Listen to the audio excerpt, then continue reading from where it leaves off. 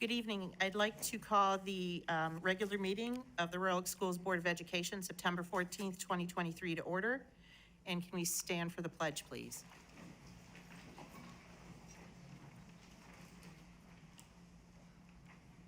Pledge allegiance to the flag of the United States of America and to the republic for which it stands, one nation, under God, indivisible, with liberty and justice for all.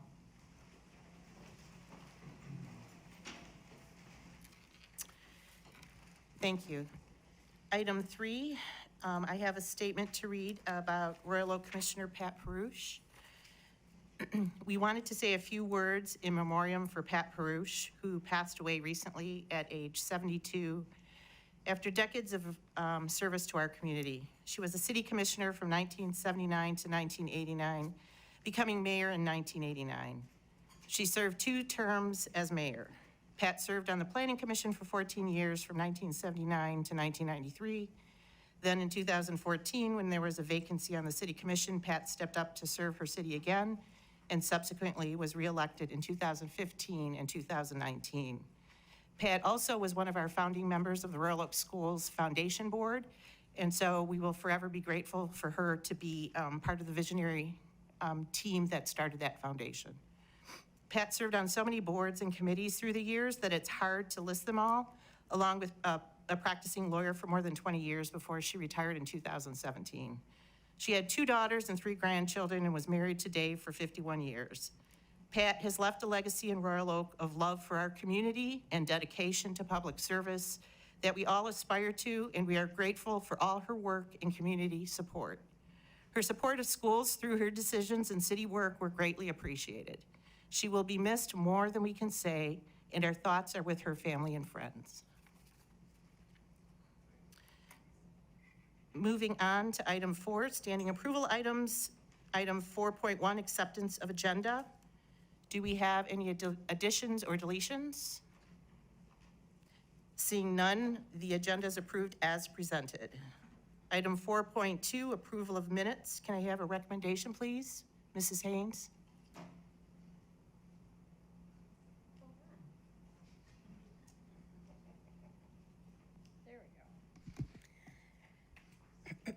Be it resolved that the Royal Oak Schools Board of Education approves the following minutes. August 3rd, 2023, special meeting for Facilities and Finance. August 10th, 2023, regular meeting. August 23rd, 2023, special meeting. Can I have a second, please? Mr. Jaworski? Any comments, questions? Can we have a roll call, Mrs. Anderson? Trustee Jasinski?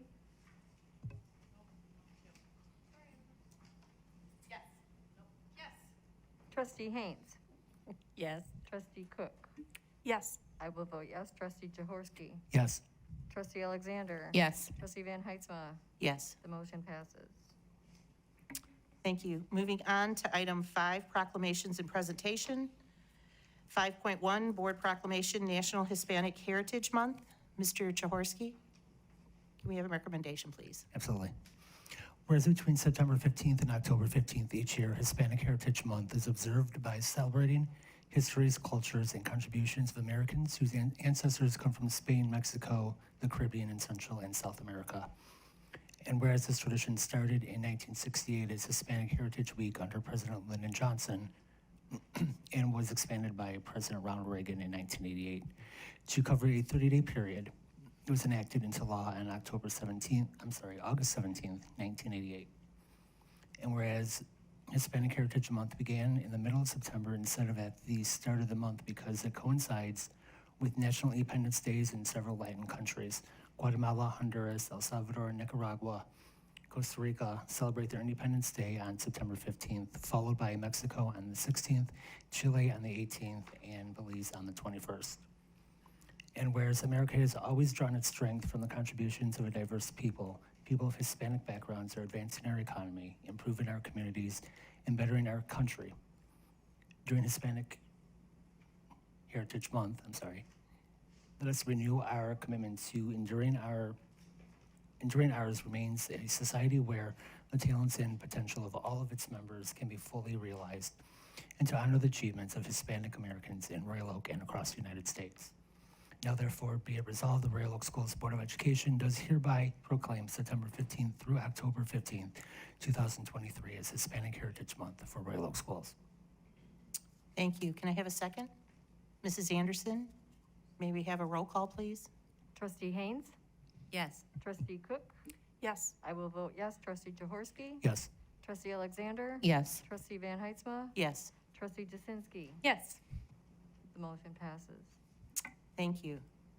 Item 5.2, Board Proclamation, National Suicide Prevention Month. Mrs. Alexander. Whereas September is known as National Suicide Prevention Month and is intended to help raise awareness surrounding suicide prevention resources available in the community, and whereas World Suicide Prevention Day is observed each year on September 10th, and whereas suicidal thoughts can affect anyone regardless of age, gender, race, orientation, income level, religion, or background, and whereas according to the Centers for Disease Control and Prevention, each year more than 48,000 people die by suicide, and whereas suicide is the second leading cause of death for people 10 to 34 years of age, the fourth leading cause among people 35 to 54 years of age, and the eighth leading cause among people 55 to 64 years of age. Whereas organizations like the National Alliance on Mental Illness and National Suicide Prevention Lifeline 988 work to help individuals in crisis and provide resources to shed light on this highly stigmatized topic.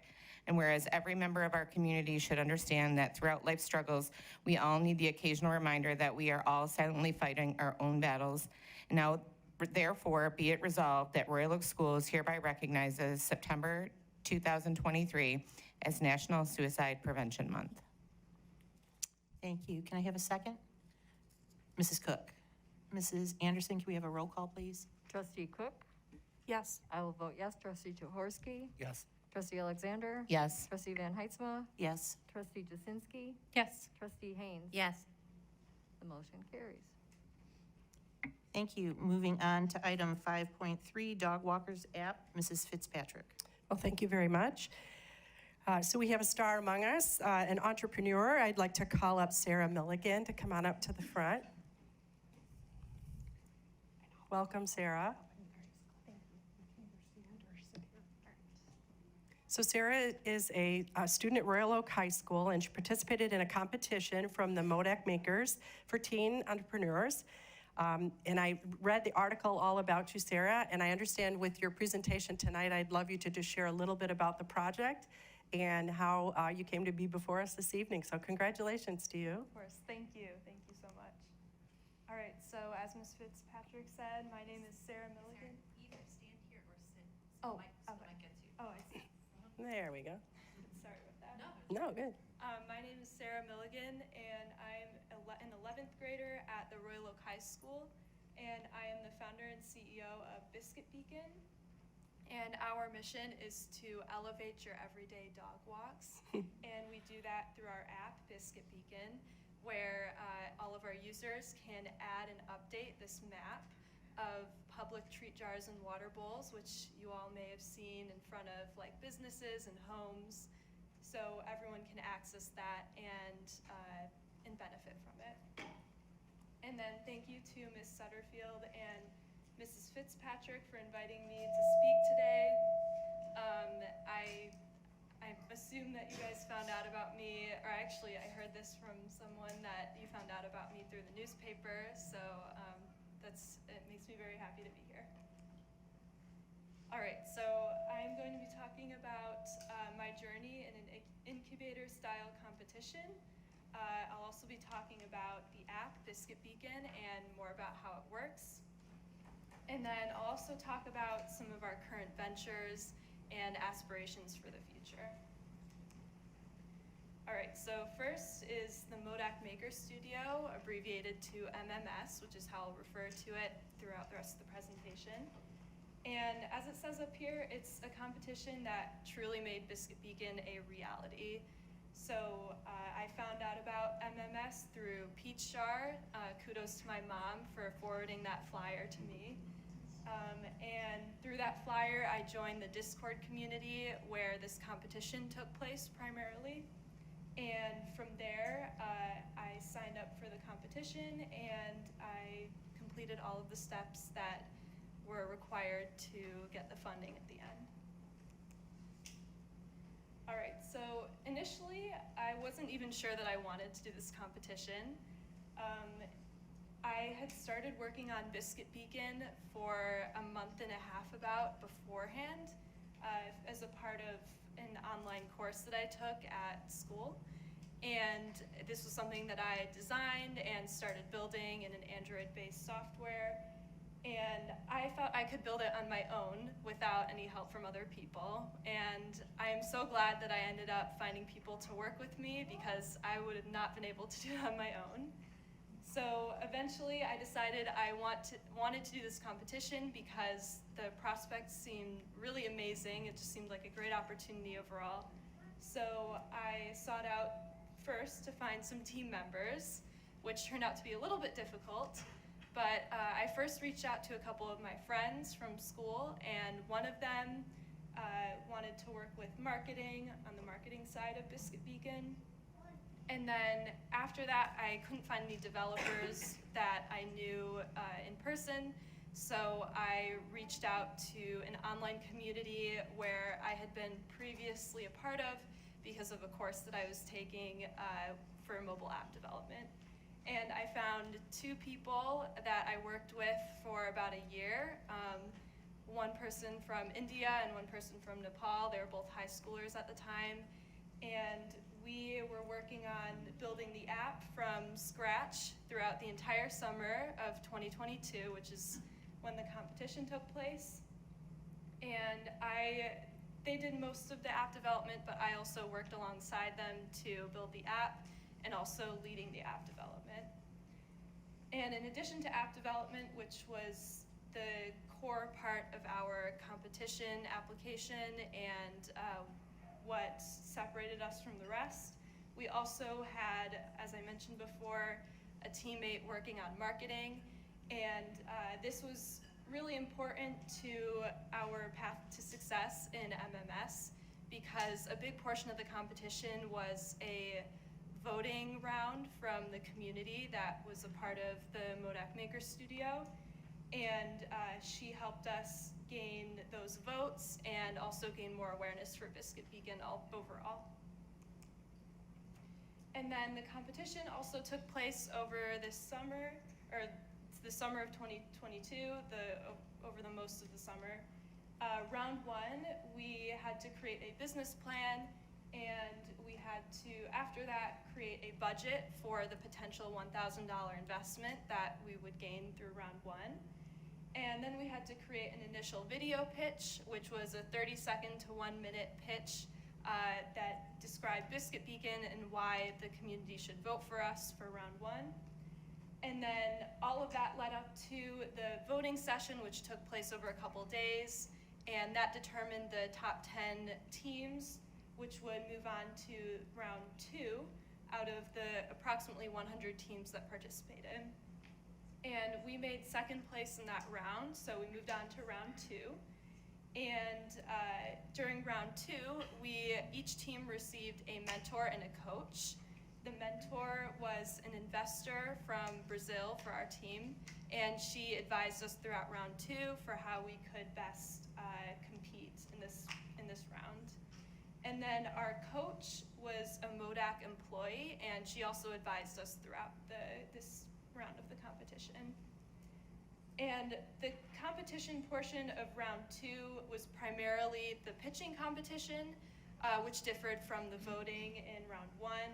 So at the pitching competition, we had to prepare a slideshow where we had to convince this panel of judges, all Stanford graduates, why Biscuit Beacon is deserving of that investment that came with being in the top 3 of round two.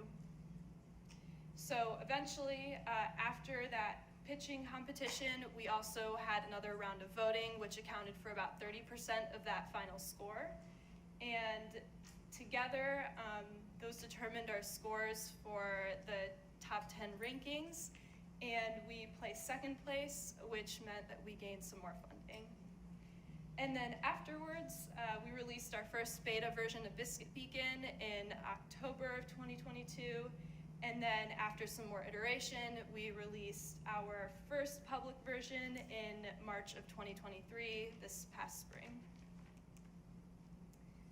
And then this is our app video. Let's see if it works. There we go. It may have some noise.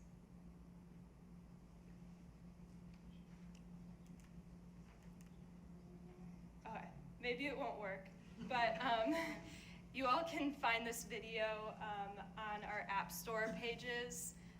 So we're on both iOS and Android, so you can find that video there. But essentially, it shows the process of adding a beacon to the map, which marks a treat jar or a water bowl that you might find in your area. And then this app, as I mentioned before, it helps us achieve our mission to elevate our users' dog walking experiences. We also have some fun portions of the app to kind of gamify it and add some community aspects to it. And then for our current ventures, about a month and a half ago, we started an internship program at Biscuit Beacon, and we got about 130 applicants, and we found 22 amazing people to be a part of the Biscuit Beacon team. A couple of them are pictured on the slideshow here. This was from our initial orientation meeting in August, where everyone got to know each other and get to know what it's like to work at Biscuit Beacon. And I would talk a little bit more about our goals, but and some things that we're working on right now, but I don't think I have time during this presentation. So that is our kind of the biggest thing that's going on right now at Biscuit Beacon. And this is a glance at our team. We're a global team, and each paw print on the screen represents one person on our team. So just thought it'd be a nice thing to add to this slideshow. And then a couple thank yous to the people that helped me achieve my goals during the past year and a half about. First, thank you to my family for listening to all of my crazy ideas, giving me feedback, and generally supporting me along the way.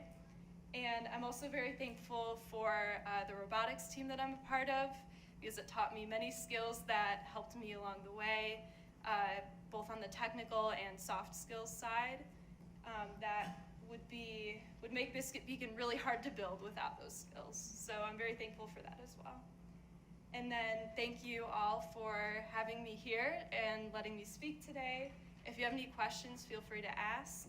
And you can always contact us via any of the methods on this screen, and the QR code leads to our website. So thank you so much for having me today.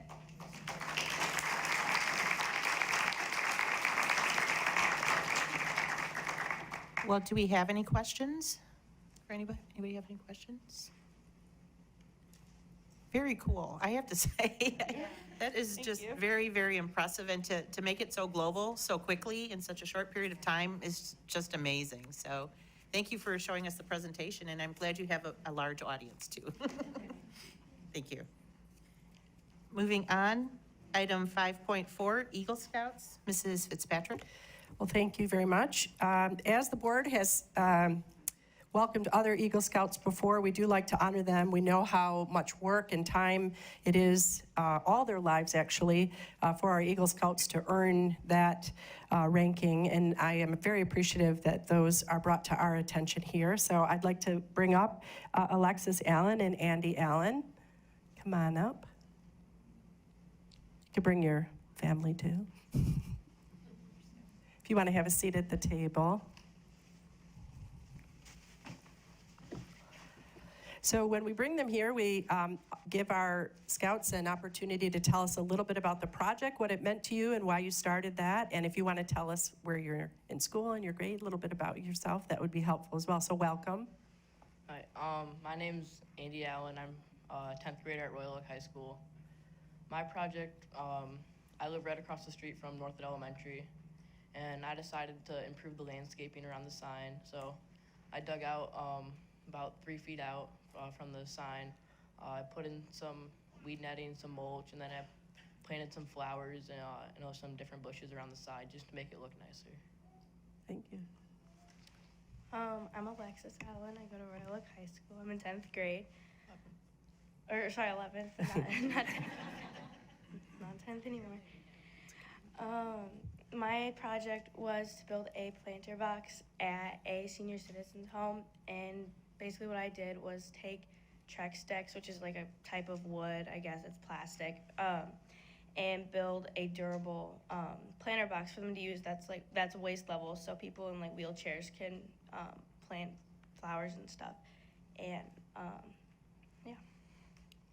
So I understand you probably did not do all of this alone. Is there anyone that you brought with you tonight that you'd like to invite up or introduce to us? Well, I probably couldn't have done my whole experience without my dad. He's been a really big help this whole time.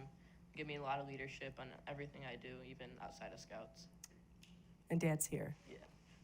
There's it. The uniform kind of gave it away. Yeah. Thank you. All right. And also for Alexis, I understand, according to the information I was given, that you are also the first female Eagle Scout recipient in the city of Royal Oak. Is that true? Yeah. Amazing. So congrats.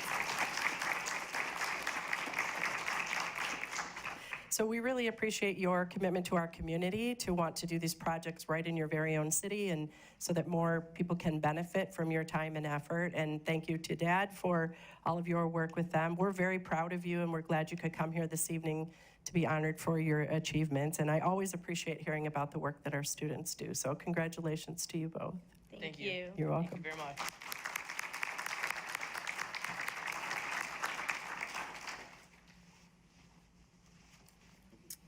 Thank you very much. Moving on to item number 5.5, donations. Mrs. Fitzpatrick. Yes, first I'd just like to call up Janice Majorano. Janice is with, come on all the way up to the table, Janice.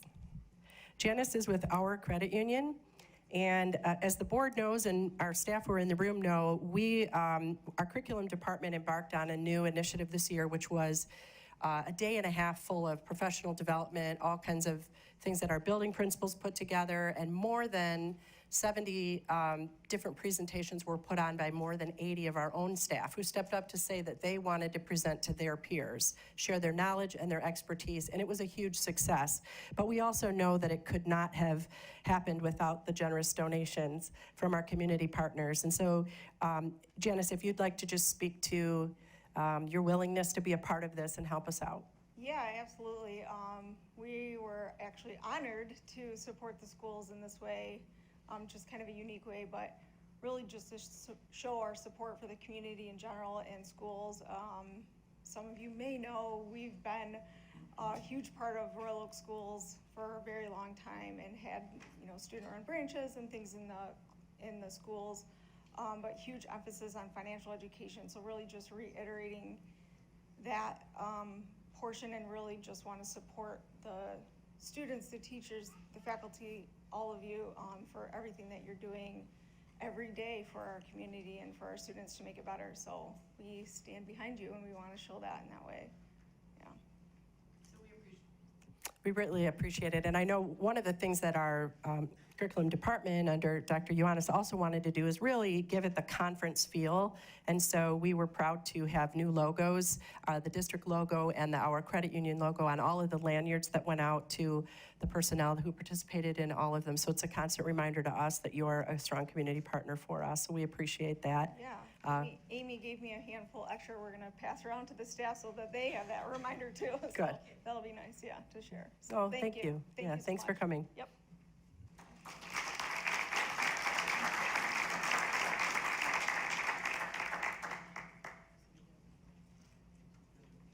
Sure. All right, and I'd also like to invite up Principal of Upton, Mr. John Griswack.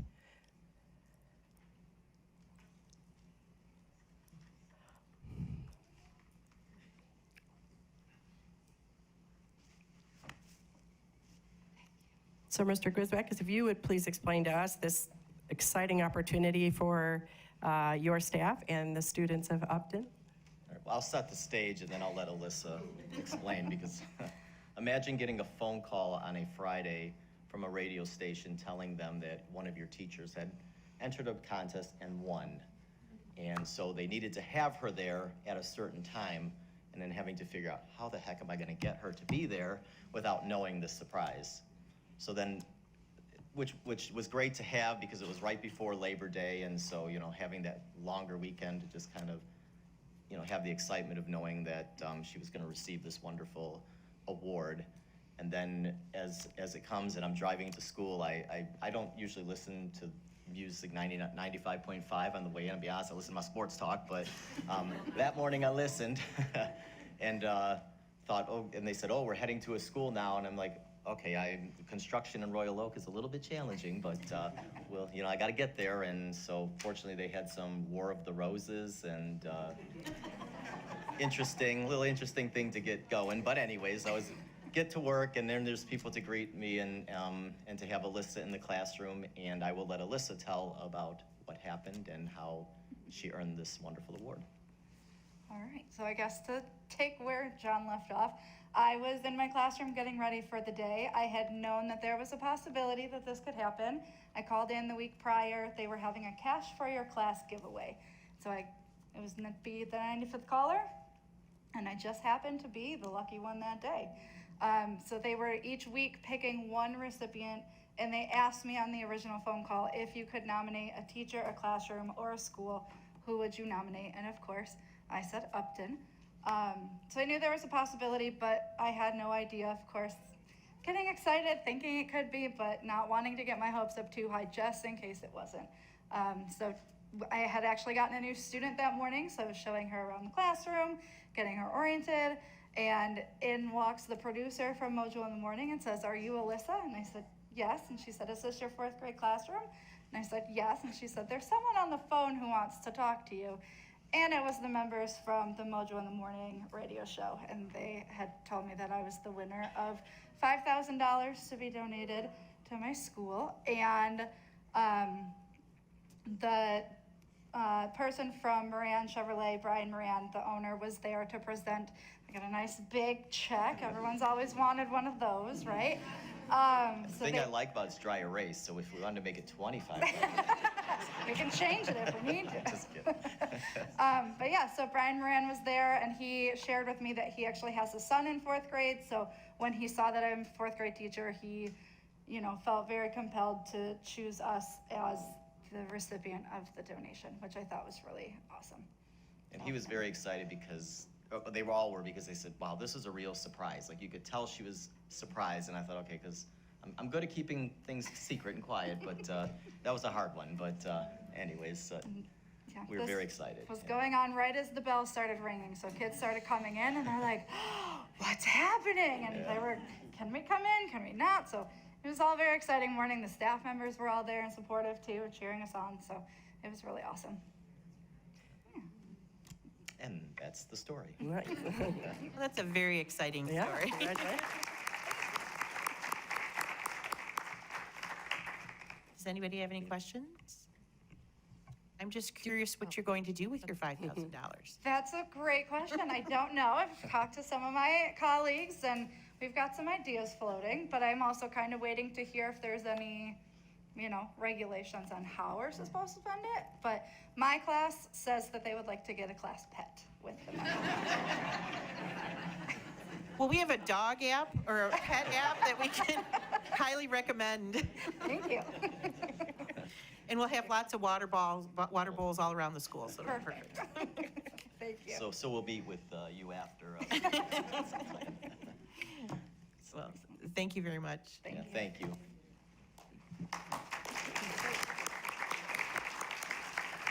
Can we have a recommendation, please? Ms. Jasinski? This is a fun one. Resolved that Royal Oak Schools Board of Education gratefully accepts the following donations as presented. $2,500 from our credit union for our Launch into Learning program, and $5,000 from Channel 95.5 for Upton Elementary. Can I have a second? Mrs. Haynes, may we have a roll call, please? Yes, I will vote yes. Trustee Jaworski? Yes. Trustee Alexander? Yes. Trustee Van Heitzma? Yes. Trustee Jasinski? Yes. Trustee Haynes? Yes. Trustee Cook? Yes. The motion carries, and we are very grateful. I do want to hear how you spend your 5,000, because it just sounds like fun. Item 5.6, new school resource officer, Mrs. Fitzpatrick. Well, thank you very much. I'd like to invite up our Chief of Police in Royal Oak, Mike Moore, and our new resource officer for Royal Oak Schools, Antonio Lipscomb.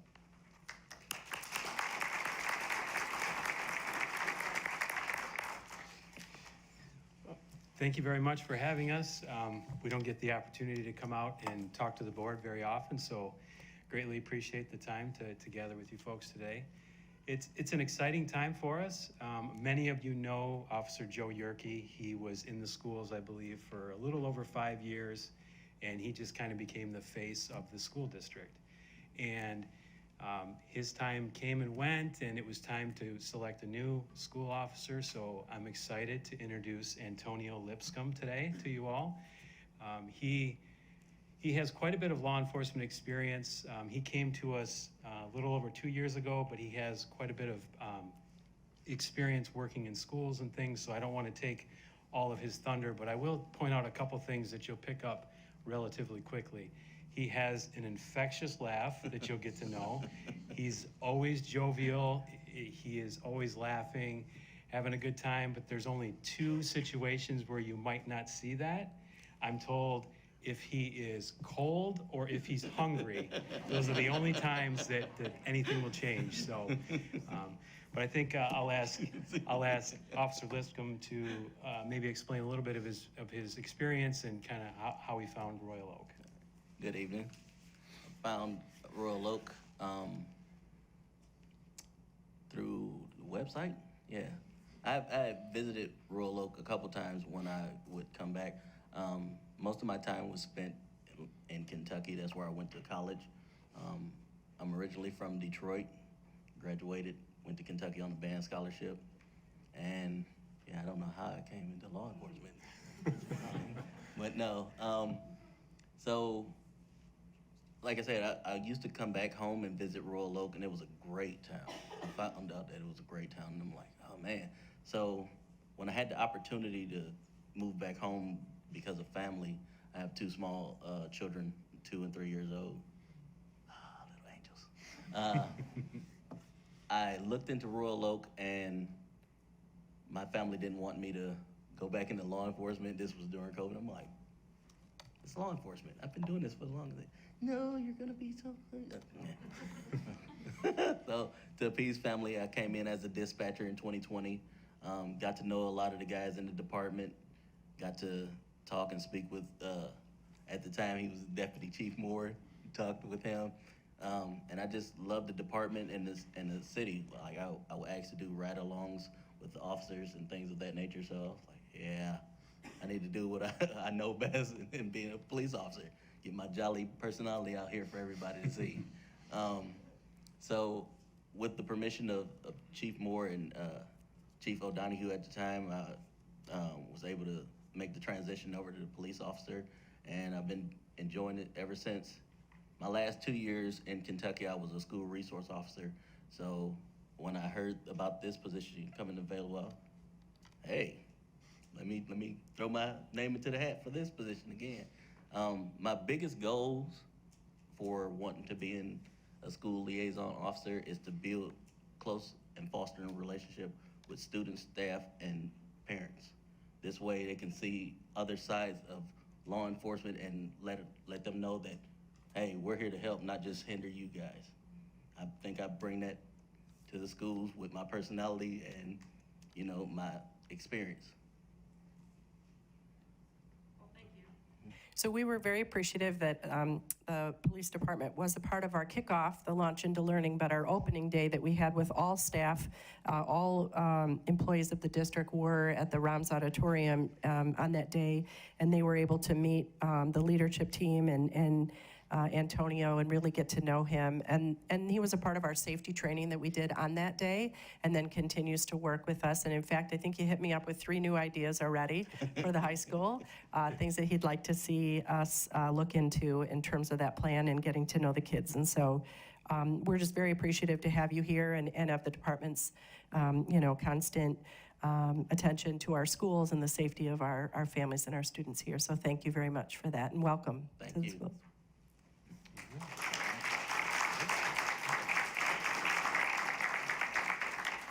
I didn't know if anybody had any questions. Come back. Come back. Not off the hook. You can't run away from us. Ms. Jasinski. Not so much a question, just a clarification, because we do have such a full room too, because there was some concerns from the students last week during finance and facilities. This is a position that rotates every 4 years. Nothing happened with Officer Yerke. He was an incredible asset to our schools.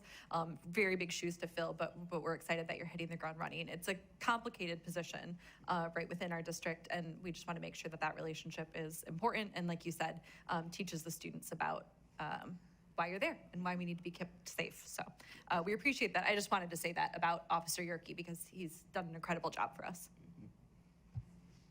Mr. Jaworski? We have a ditto. Mrs. Cook? I think you said you had had a band scholarship. Which instrument do you play? Trombone. Trombone, excellent.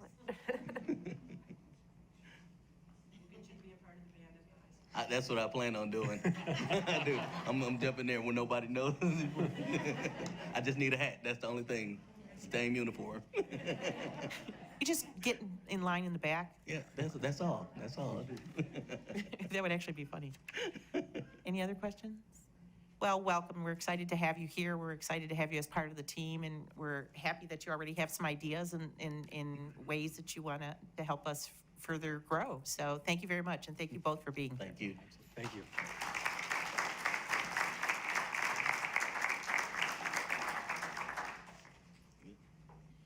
Moving on to the reason many of you are here.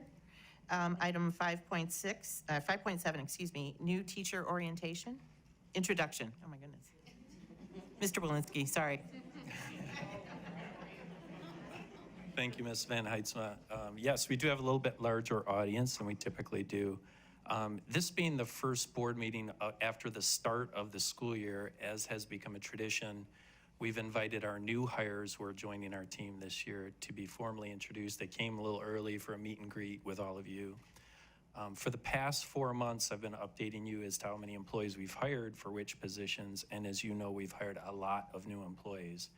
And our thinking, so I've wanted to introduce them all along, our thinking for picking this, the school year's underway, picking this night was that the school year's underway and most, if not all of our positions have been filled, which is true. Unfortunately, it's also a very busy time of year. Tonight also happens to be curriculum night at Royal Oak High School. So those employees couldn't join us. They're at curriculum night. We also have some teachers who are coaching. But we were able to get a significant number here of new employees, and it's just nice to have them here before the meeting and to be formally introduced. So I'm not going to go in any particular order, but so don't read it to this, principals. But I'm going to ask Miss Meldrum to come up first to the podium here and bring her team. That was great. You guys had a pool, didn't you? You really did. On my list, Ms. Dryden is last. It's okay. Thank you so much for having us here today. We are very grateful for all the hard work that everybody's put in keeping ROMs fully staffed. We are, at this moment, we have a new hire starting on Monday as well, and then we will be fully staffed. So I have 2 new hires with me today. Mrs. Dana Sternicki. Dana joined our math team this year, and then Jessie Kropog. Jessie joined our art and design team. Both have been wonderful additions. We were also grateful for a new counselor, new gen ed social worker, added orchestra. We've just really been growing and been really happy about the increase. But here are 2 new members that are here today, and I don't think I saw anybody else. So, Dana and Jessie.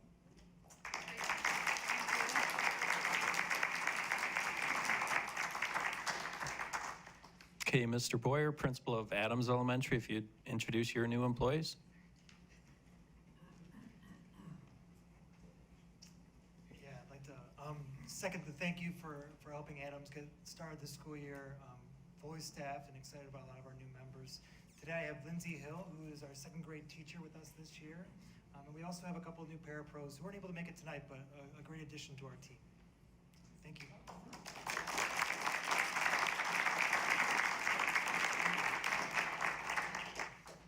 connected to Adams Elementary from the Adams Early Childhood Center. I know I saw Danielle, oh, there's Danielle Truesdale, Supervisor of Early Childhood Programs. Hi, everyone. I was expecting two, but I think I only see one. Jessica Long? No Jessica Long. Okay. But we do have Sarah Hoover with us, and she's joining our Early Childhood Center as our teacher consultant.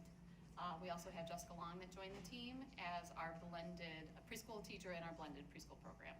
So Jessica was not able to make it, but we have Sarah. So Sarah actually, her first year is going to be on Monday.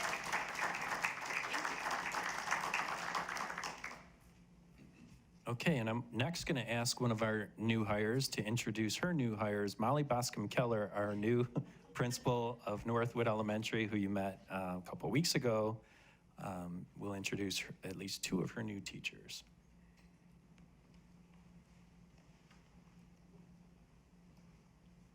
Hello, and thank you for having us.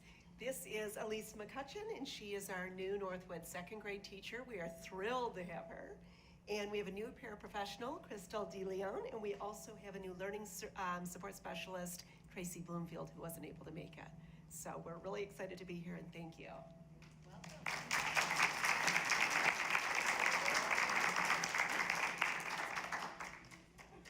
I just want to take a moment to point out that Elise is a graduate of Royal Oak High School, and her mother, Barbara McCutcheon, is in the audience, also an employee of our district.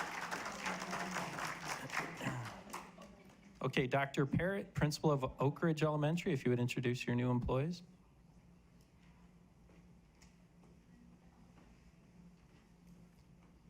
Thank you for having me. I have the pleasure of introducing, when she gets up here, Deanna Murray, who's teaching PE at both Oakland and Oak Ridge, and is also a Royal Oak graduate. And then Keith Binkowski is our learning support specialist, and Allison Snavely is our fifth grade teacher that couldn't be with us today. Thank you.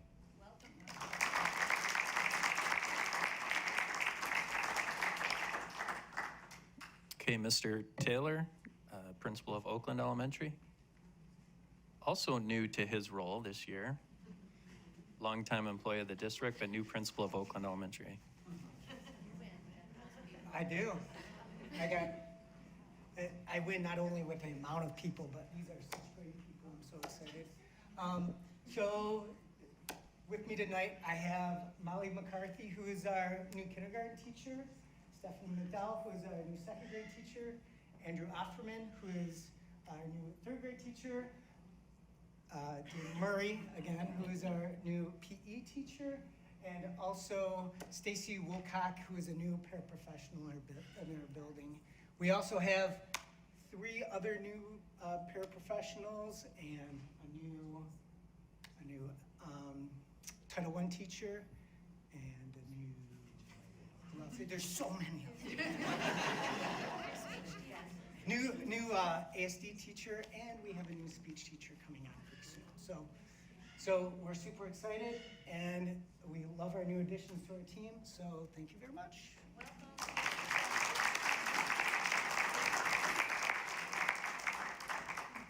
Okay, Ms. Dryden, principal of Keller Elementary. If you would like to introduce your new teachers, your new employees.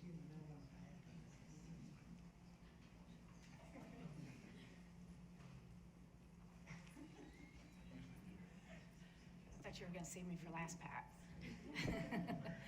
All right, I'm Marcy Dryden. I'm the principal here at Keller, but before I say anything about my new staff, I just wanted to tell you I have a really proud moment as a principal because Sarah Milligan is a former student of mine, and I would like to think that we, hopefully through her fifth grade exhibition, that was like a little foundation of where she's at today. But I'm so proud of her. My little heart was just pounding back there for her. She just did a great job, and I'm so proud of you, Sarah. Okay, so we'll move on. So I have three wonderful ladies here. I have Samantha Maurice, who is our emotional impairment teacher. And she also graduated from Royal Oak High School, so she's a Royal Oak grad.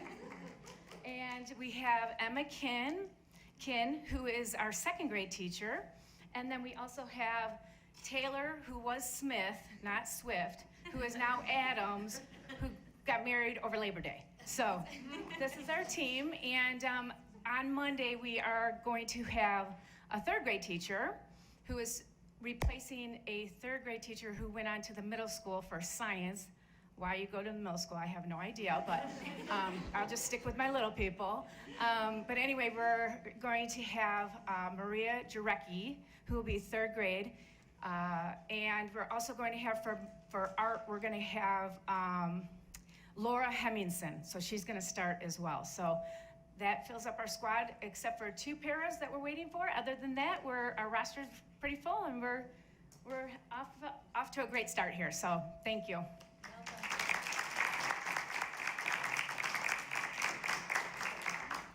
Okay, and last but not least, Mr. Griswack, would you introduce your Upton staff?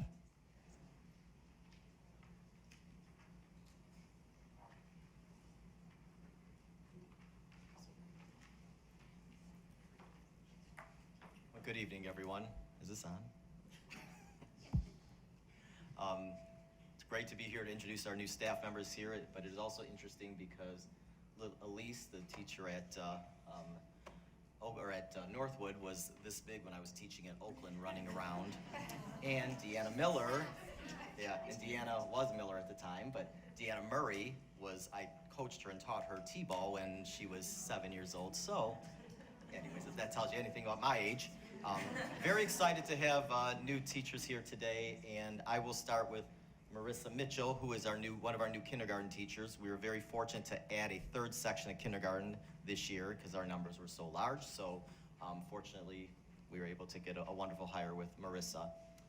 We also have Chelsea Feldman, who is our new 2nd grade teacher at Upton. She has been with Upton. She was our learning support specialist in the past, the year before, and now she is now one of our teachers. So we're very excited to have her in that position. And you met Alyssa Rostowski already. She's not completely new either. She taught 4th. She started last year, like somewhere in the middle of the year. She came and taught 4th grade for us, and so I thought she should also be recognized today, since she didn't have that opportunity last year. So those 3, and one of our new parapros is Danielle McMillan, and she couldn't be here today. So thank you, and welcome to our team.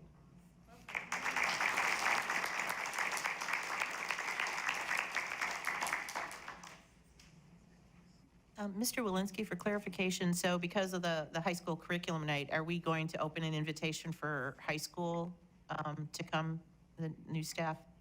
Yes, I think we should, to our next meeting. Okay, thank you so much. And welcome, everybody. It's great to have you here. It's great to have people that are alumni of Royal Oak Schools. I think it speaks a lot to the importance, or to our school, right? To our school district, and how people are drawn to be here, so we really appreciate that. Moving on to item 5.8, audit review, Mrs. Zabella.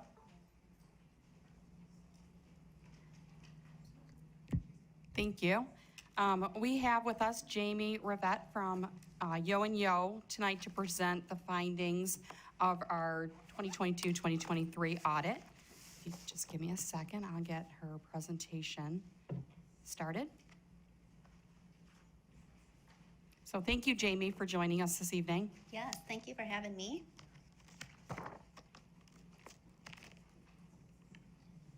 So while she's getting that pulled up, I'll just quick talk about what you have in front of you. I kind of laugh about this because we say, okay, we want everything, we're paperless, and then I bring a box of paper to you. So a quick touch about what you have in front of you. You should have a large packet that looks like this. This is the bound copy of your audited financial statements. You also have a thinner one that's in the portrait form here. This is the single audit. And then you also have a loose letter in there. That's the governance letter. I'll touch on that at a point in the presentation. But you will be happy to know that we're just going to go over the highlights. So you get the condensed version, and it is just a couple of pages here. And I'm just going to really touch on the highlights from the audit. So as Kathy said, my name is Jamie Rivette. I'm an audit partner at Yo and Yo CPAs. I've a new face to you, but I've been there for a long time. We're not going to talk about that. But I've been doing a lot of school district audits too, and I also sit on the local school board in my hometown as well. So I understand what it's like to be in your spot as well. So we'll go ahead and touch on the highlights. Let's see. Oh, there we go. Good. So the first slide that I have really is about your audit opinion. This is really what I'm here to present to you tonight. So every school district in the state of Michigan is required to have an independent audit done annually. Michigan Department of Ed requires that. And it really is management's responsibility for the preparation and fair presentation of those financial statements. And then as your auditors, what happens is my team and I come in and we audit the information that's presented, and then we issue you opinions on those financial statements. And the district was issued an unmodified opinion, which is the highest level of assurance offered, and it means there's no material modifications that need to be made to those financial statements. So now we have a few slides on the numbers, and I'll just touch on a few things here as it's a high overview for you. But we do have a comparison here for your various funds. So the first fund is your general fund, which is your main operating fund. You have another major fund, your general property maintenance fund. And then the third column you can see is your non-major governmental funds. That's all the other funds of the district combined into one column. So a little comparison to prior year, we have the total for 2023 to 2022 there. And you can see the total assets did decrease compared to last year, about 4.3 million. And that really is due to the spending of your 2020 bond fund. So the cash did decrease in there as we're completing projects throughout the year. So that's really as anticipated and planned for. And then moving down, we have total liabilities. Those are very consistent and comparable year over year, being 12.6 million to the 12.5 million. And then we have your fund balance at the bottom of the page here. So general fund balance was 16.8 million. And the unassigned portion is about 17% of your total general fund expenditures. You'll hear people ask that because MDE does recommend they have a percentage range that they like to see that in for districts to make sure that they're healthy. And that range they typically recommend is 15 to 20, and you guys are at 17%, which so you're right in the middle of that range. And it's very similar to what you were last year too for your unassigned general fund fund balance.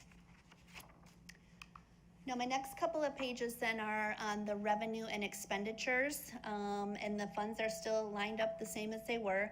A couple of things we can point out is you do see an increase in your total revenue from 90.8 million to 96.5 million, and the majority of that was an increase in the state sources that were available. So the state did increase additional grants related to safety, COVID, and also mental health. So we did see an increase in the state sources for your revenue, mainly in your general fund. And then we have expenditures, which were pretty close and in line with last year. And then on the next slide, we incorporate then, we have transfers in and out, so some funds are transferring money between the various funds. And then we look at your net change in fund balance. So your general fund had a positive 541,000, so our revenue exceeded our expenditures. Your general property maintenance fund had a decrease of about 342,000. And then we look at your non-major governmental funds, and that is a decrease of 4.6 million. And that really is the purpose of that, because of that includes your bond fund, and we have those proceeds when you originally get it, and then as those projects are done and being spent, it decreases your fund balance. So that is why we have the decrease there in your fund balance in the non-major governmental funds. The next couple of slides I have are pie charts, and they're focused on your general fund. I always think it's a little bit easier to look at a picture instead of trying to follow numbers across the page. So a few things to point out here. It's just a picture of your general fund and the sources of the revenue. In the orange section there is your state sources, which make up about 54% then of your total general fund revenue is coming from the state, with local sources being 33%. I did pull up last year's just to do a comparison, and the mix is very similar to what it was last year. So the amount of money you're receiving from the state and the federal government, as well as your local sources, is relatively close to what it was last year. Now looking at the expenditures for your general fund, here we have them broken out by salaries, benefits, purchased services, supplies, and materials. And you can see your salaries and benefits combined make up about 79% of your total general fund expenditures, which really is what you see across all districts, right? Our people are our biggest asset here and the largest expenditure that we have. So it's very common to see that be, close to 80 to 85%. So you guys are right in the range for the amount that is being spent on salaries and benefits. Now, this slide then has been tracking your per pupil analysis of general fund revenue and expenditures, and you can see it has been a gradual upward trend since the pandemic, as there has been an influx of revenue coming in and passed to the district. And we do take your budgeted revenue and expenditures for 2024 and just project that in. So we did project a decrease for 2024. You know, and last year we projected a decrease in 2023, and that didn't happen. So, you know, this is our best guess with what we know at this time. And your general fund balance then is broken on into what I call separate buckets. So there are some specific rules we have to follow as to, are there strings attached to this money? Does it have to be spent for a specific purpose? So here we have it broken down. The blue sliver at the bottom, it's about $352,000. That is set aside for prepaid items that are reported as non-spendable. And then the darker orange at the top, that's about $3.4 million. That is your assigned fund balance. So that's set aside for encumbrances, planned future spending, and then some payments for sick and vacation time. And then the light tan color in the middle there, about $13 million, that is the remainder to be used for general operations, and those are the unassigned general fund balance. And then we have been charting your student enrollment trend as well for the past 10 years too. So enrollment has fluctuated, you know, typically close to the 5,000 mark here. And this year we did see a decrease of about 145 in the enrollment. And just as a point of reference to bring this up to show that, you know, our state aid revenue is dependent upon that pupil count. So it's important to keep that in mind, and I know that's where the majority of the budget is based on as well. Now, I mentioned earlier about the decrease in the cash, and then also, you know, large expenditures and a decrease in the fund balance for your bond fund. And this just shows the progress of that bond fund. So we did receive in revenue to date, so we've been tracking this cumulative, is about $33.3 million. And then expenditures to date are about $30.5 million. So that 2020 bond project is about 91% spent. This is as of June 30th, so probably a lot more has been spent then too through the rest of the summer. So again, about 91% has been spent of that. Now, in addition to the audit, where we're auditing the financial statements, we're also required to report to governance, and that's that letter that I mentioned to you. So if you get a chance, I do encourage you to read that. A couple things I'll point out in there is we did adopt a new standard. So you'll hear the acronym GASB, that's a Governmental Accounting Standards Board. They set the rules. So they must be bored because every year there's another one we have to implement. And as Kathy could probably agree with me on this one, they're not always fun. So this one took a long time. And when we got all said and done, it was immaterial, and we didn't have to change anything in the financials. But so that is something new in the financial statements. You'll see we just pointed out that we did adopt this new standard. There were no significant audit adjustments that needed to be made in the financials. We also spend time going through your internal controls and looking at those processes, and we're very happy to report we had no material weaknesses and no significant deficiencies, and we only had one comment and recommendation, which is the same one that you had last year. It is the same one that I can tell you so far, every one of my districts but one had it last year, and they're probably all getting it this year. And the district I sit on, we are also getting the same comment. So it has to do with the leftover fund balance in your food service, and it's because that you have all those free lunches and you have all that revenue, and you can only spend those dollars on specific things, so it just kept growing and growing. And the federal guidelines say you can't have more than 3 months expenditures included in that fund balance. So when we do the calculation, you exceeded that. It's a good problem to have, right? You have too much money in there. But MDE is looking for just a recommendation from us to make sure, and I know that Kathy's on top of that, and you have a spend down plan to spend those dollars to get you back in line. So that was the only comment, and again, it's the same one that you had last year as well. And then because the district does receive and spend more than $750,000 in federal dollars, we also are required to do a single audit. So that was the smaller bound copy that I mentioned. So we tested 2 major programs this year, the special education cluster and also the education stabilization funds. And those are federal compliance. They are yes or no questions. It's very, there's not a lot of auditor judgment that can come into play, no gray area. So to have no findings in there is a job well done. You should pat yourselves on the back, Kathy and her team especially. You had lots of money coming in over the past couple of years, you know, and every one of those grants has different requirements to follow. So a great job there.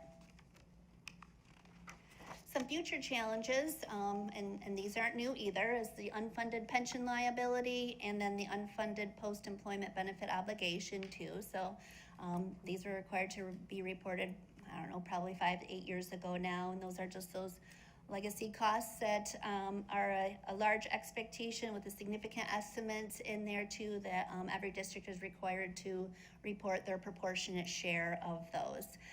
And then another item on here is just the ESSER funding, you know, team. It is remarkable that a district this size is prepared and ready so close to after your year end. I have districts, I haven't even started the audit yet. Some are not gonna be started for a couple of weeks because they're not ready. So we came out here, everything was ready to go, and she uses our portal system, our secure portal system. It just makes our jobs a lot easier. And it really is a group effort to get this completed and out the door. So I do wanna thank Kathy and her team for putting it as a priority. Are there any questions that I could answer for you? Yes. I just had a question as to, for the pupil count, when you say the year, is that the end of the school year? So 22-23 is what's listed as 23, correct? Correct. Okay. Yep, that would be July 1, 2022 through June 30th, 2023. Just one. Yes. Thank you. Yep, you're welcome. Any other questions? Two, just for clarification too, in looking at our pupil, because it shows the pupil numbers are going down. How much was related to, we used to have the shared services agreement too. How many pupil FTEs were related to the shared services? I believe it was about 125 was related specifically to that. Right, and then they pick this up right off our state aid status reports. So they get those enrollment numbers. So they're a little bit different maybe than Mr. Walensky reports because he does head count.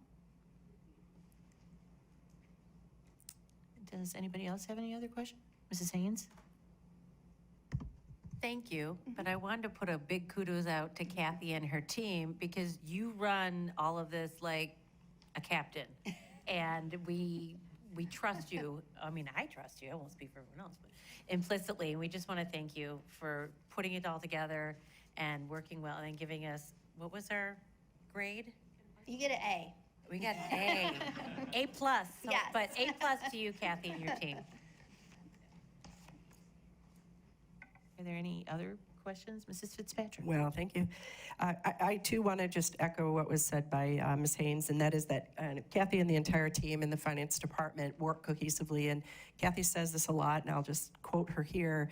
It isn't just preparing for the audit, it is the day-to-day compliance and attention to detail all year long by the finance department, as well as all of our employees and our principals, every purchase order, you know, every grant dollar that comes in that we navigate.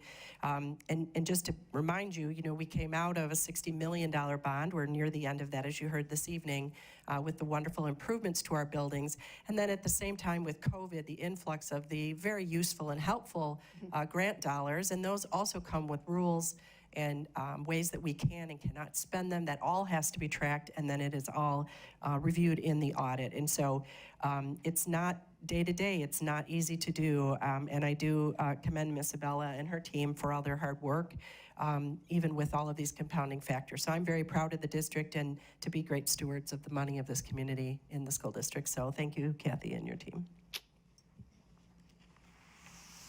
I'd just echo what Mrs. Fitzpatrick said.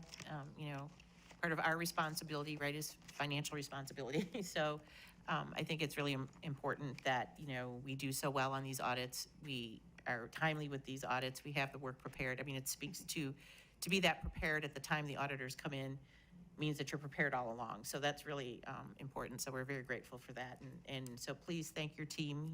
We thank you, and we thank your team for all their work and efforts. So thank you. Item 5.8.1, acceptance of the audit. Can we have a recommendation, Mr. Chahorsky? Result that the Royal Oak Schools Board of Education hereby accepts the independent audit report as presented by Yo and Yo for the 2022-23 fiscal year, which ended June 30th, 2023. Yo and Yo completed their audit with an unmodified opinion, and complete report has been presented to this board. The audit report and resolution indicating acceptance will be filed in accordance with state and local laws. Can I have a second? Mrs. Alexander. May I have a roll call, please? Trustee Jaworski, Yes. Trustee Alexander, Yes. Trustee Ben Heitzma, Yes. Trustee Jasinski, Yes. Trustee Haynes. Yes. Trustee Cook. Yes. I will vote yes, and the motion passes. And I do want to say thank you to Ms. Isabella as well.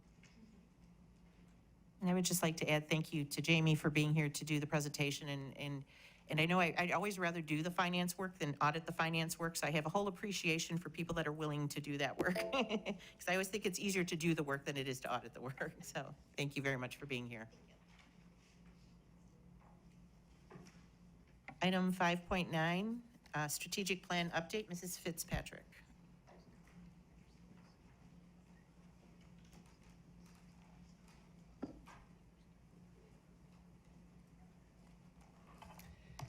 Thank you very much.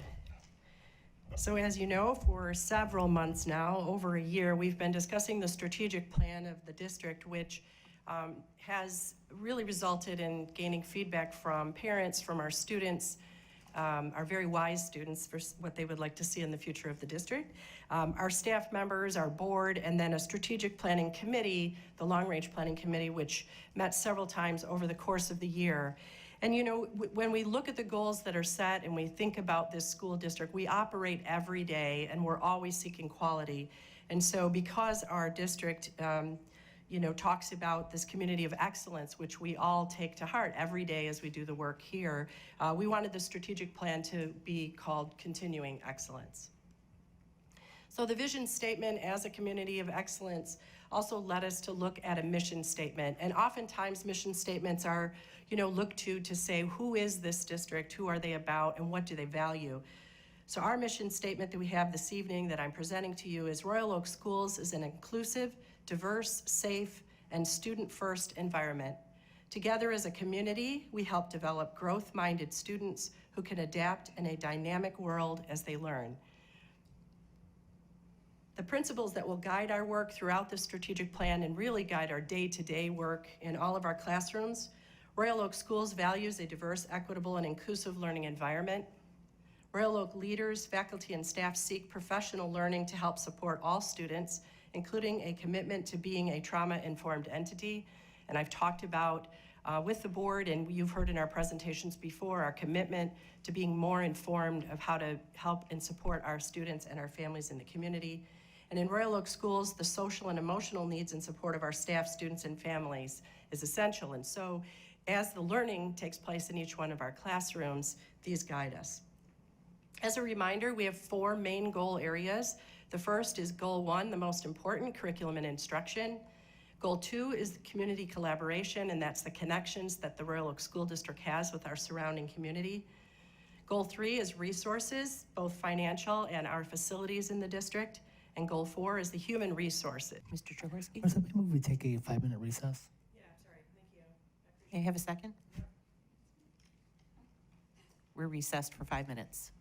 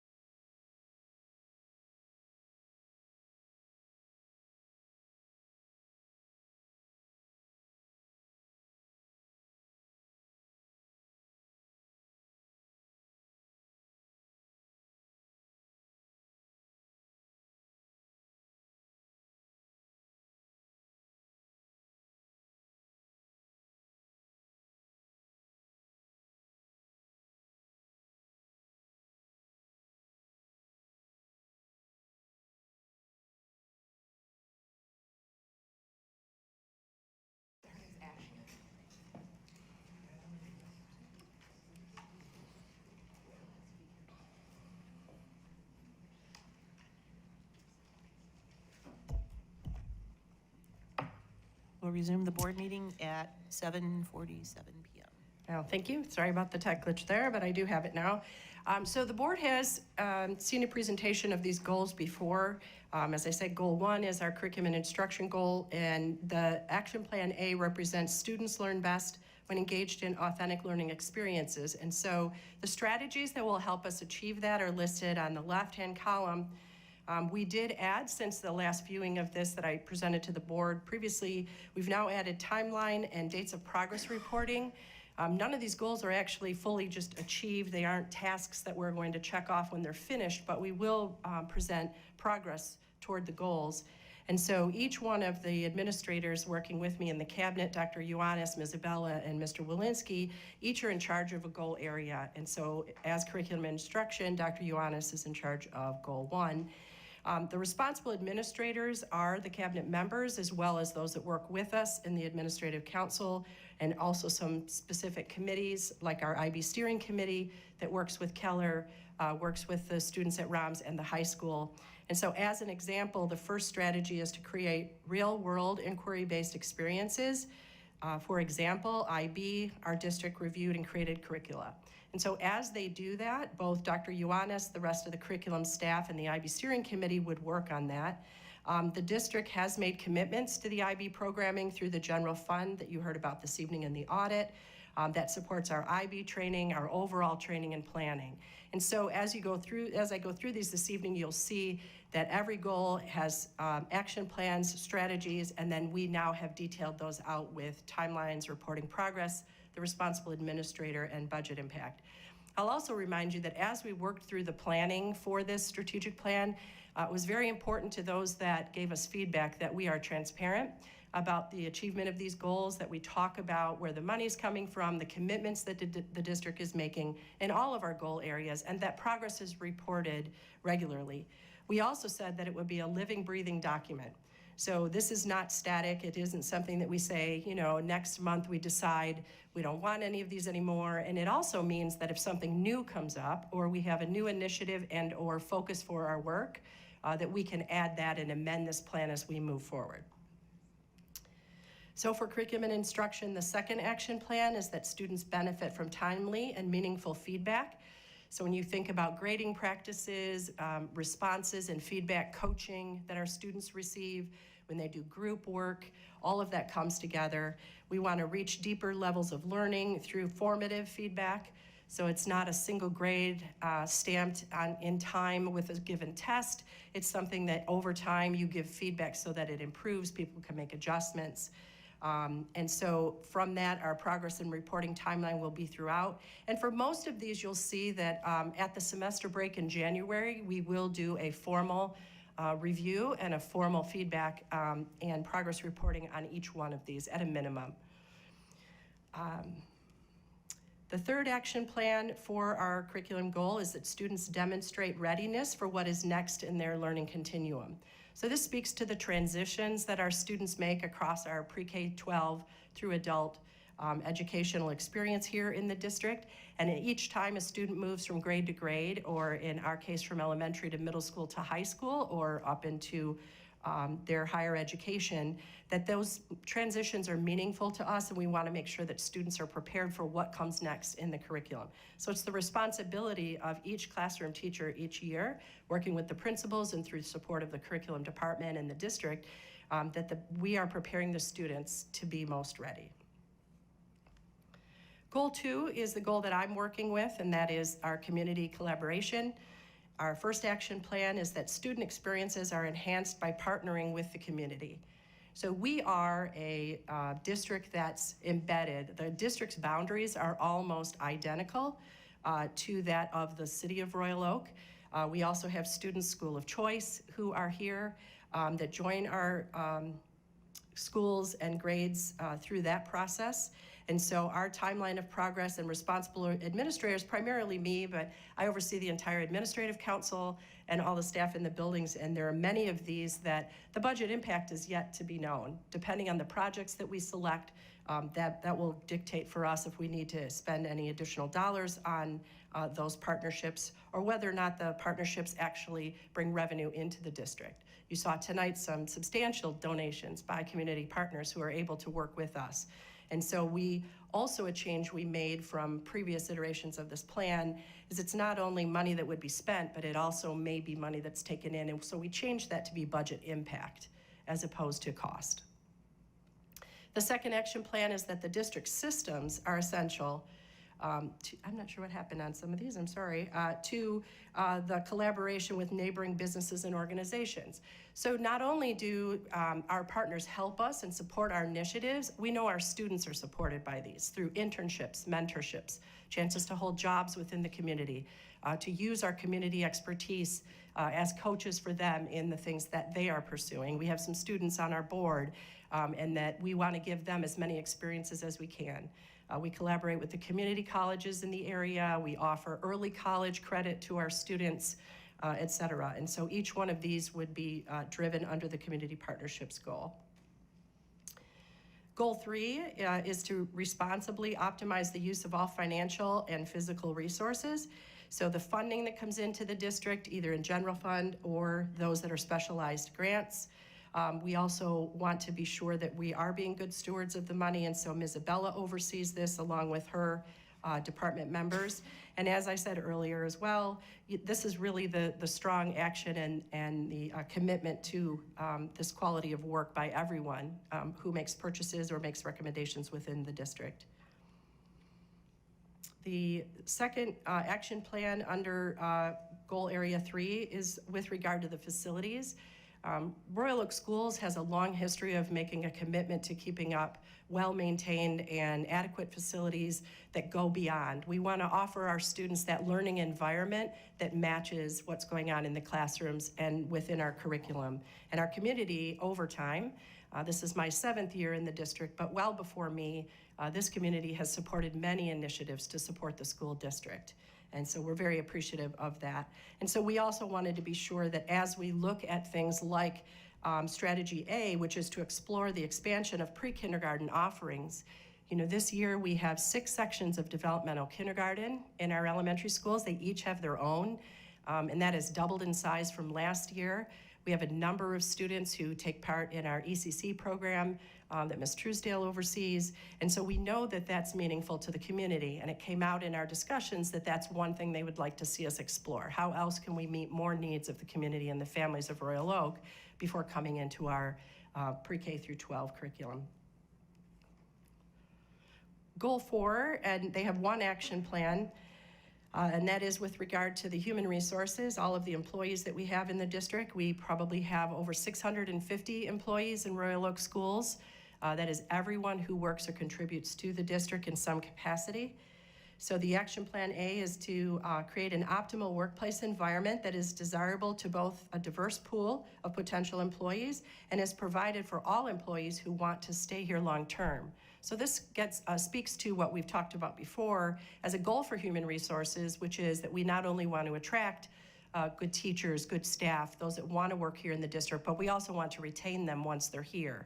And so you'll see a number of the strategies that we talk about is to continue to work with universities to host student teachers. That's a very important pipeline to having teachers experience Royal Oak Schools while they're educating themselves. Many of our new staff come from having done their student teaching here within the district.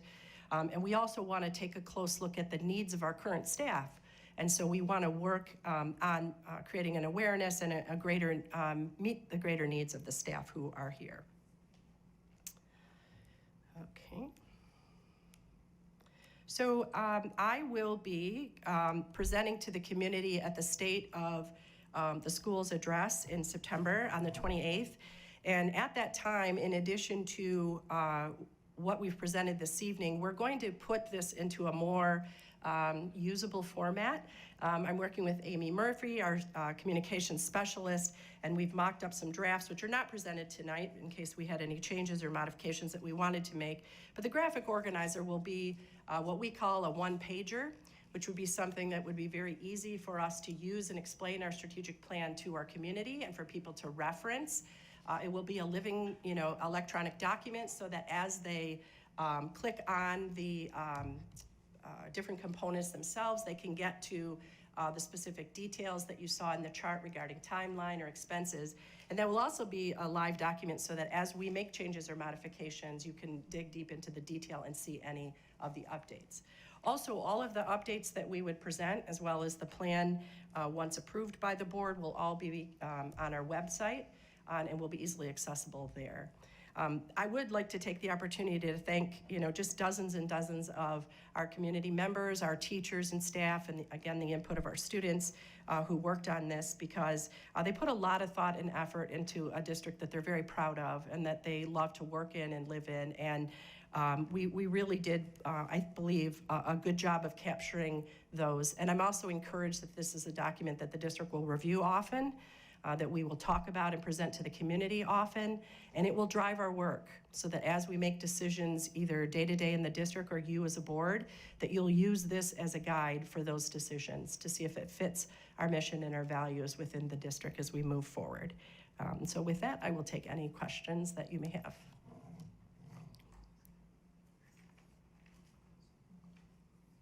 Questions?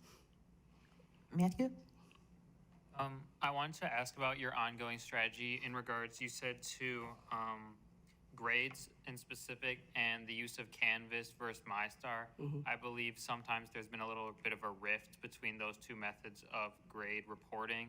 So could you maybe speak to a more standard approach in the future or any sort of strategy in that front? Sure, I can. And so just so that we're clear, MyStar is the system that we use. It's called a student information system. It houses all of the data and information that we know about our students, including grades. It also has the attendance in there and your lunch counts and such. And within MyStar, when you report grades, teachers can use it as a grade book and track grades, as well as report final grades at the marking periods. During COVID, we knew that the MyStar tool itself was not a way for us to capture day-to-day lessons and lesson planning, and we needed a tool that would pull all of those things together. And so we adopted Canvas district-wide so that the families at home, when we were not physically in the schools, our students could access the material, our teachers could place their material there. Well, also within Canvas, you can keep track of grades and you can post grades and you can give comments on papers and exams and such. And so we know that we have competing interests in places. And so as much as we try to keep up grades in both places, the final grade comes out of MyStar into report cards, but we are taking a close look at whether or not it's redundant, or in some cases, which we've heard over time, is confusing. I'm not sure where I'm supposed to look for which information. And so we did hear that through this strategic planning process, and we are addressing, how to make it more clear and utilize one tool for specific purposes, maybe over the other. Thank you. Does that help? Any other questions? I know, Ms. Yosinski? I just wanted to note that, I think that this board meeting in itself has been a really, really great example of our 4 goals, right? That we're seeing our curriculum showcased, our wonderful new talent that we're bringing in with our staff, our accountability to our fiscal responsibility, and then and why am I not? What's our 4th?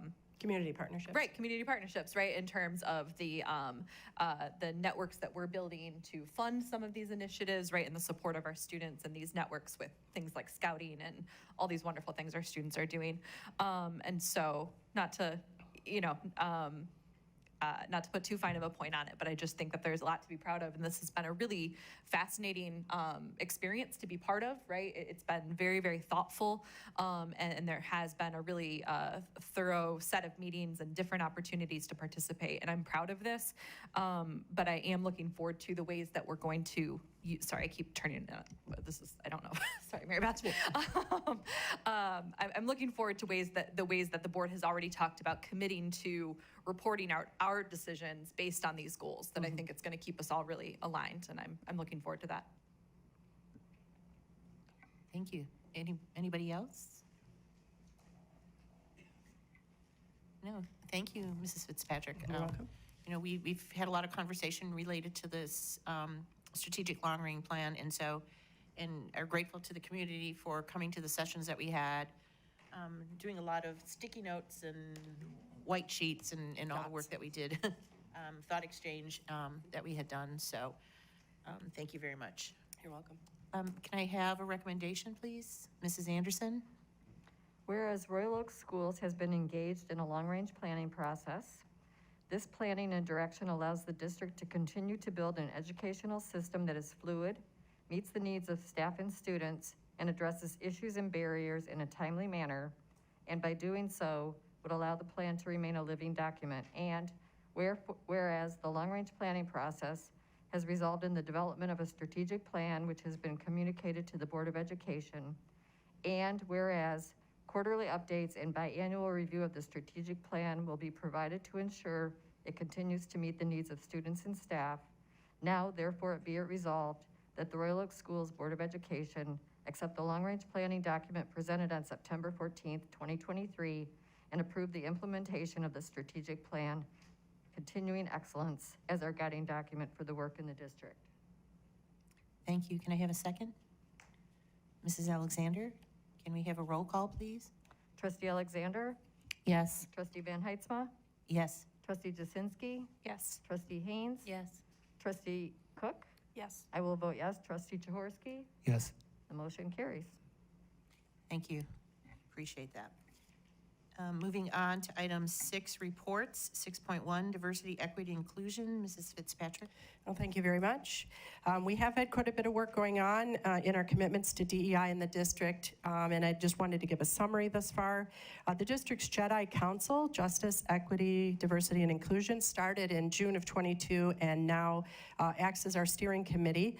The JEDI Council did meet for the first time this week under the direction of Dr. Ioannis, and so their work has continued. He and I did debrief after that meeting and understand the next meeting date has already been selected and that there are set goals for things that they would like to work on, one of which is a climate survey for the district that we are repeating. We did that a few years ago, and it's time. We're working with Oakland schools and their consultants there to replicate that survey in the community again. Our school-level DEI committees are off to a very good start this year, and many of the representatives from the individual schools sit on that JEDI steering committee. Our entire staff will engage in a series of professional development sessions that you've heard Dr. Ioannis talk about this year, and that will ensure that we have shared understandings across all of our staff members who work in the district. Many have pursued these learnings on their own. We want to be sure that everyone who hires into the district or who stays in the district has that same level of competency in these areas. We've been engaging in this long-range planning process now, and on the 28th, when I present the state of the schools, you will hear how that includes the focus of DEI and social and emotional learning and the impact that it would have on the individual goals.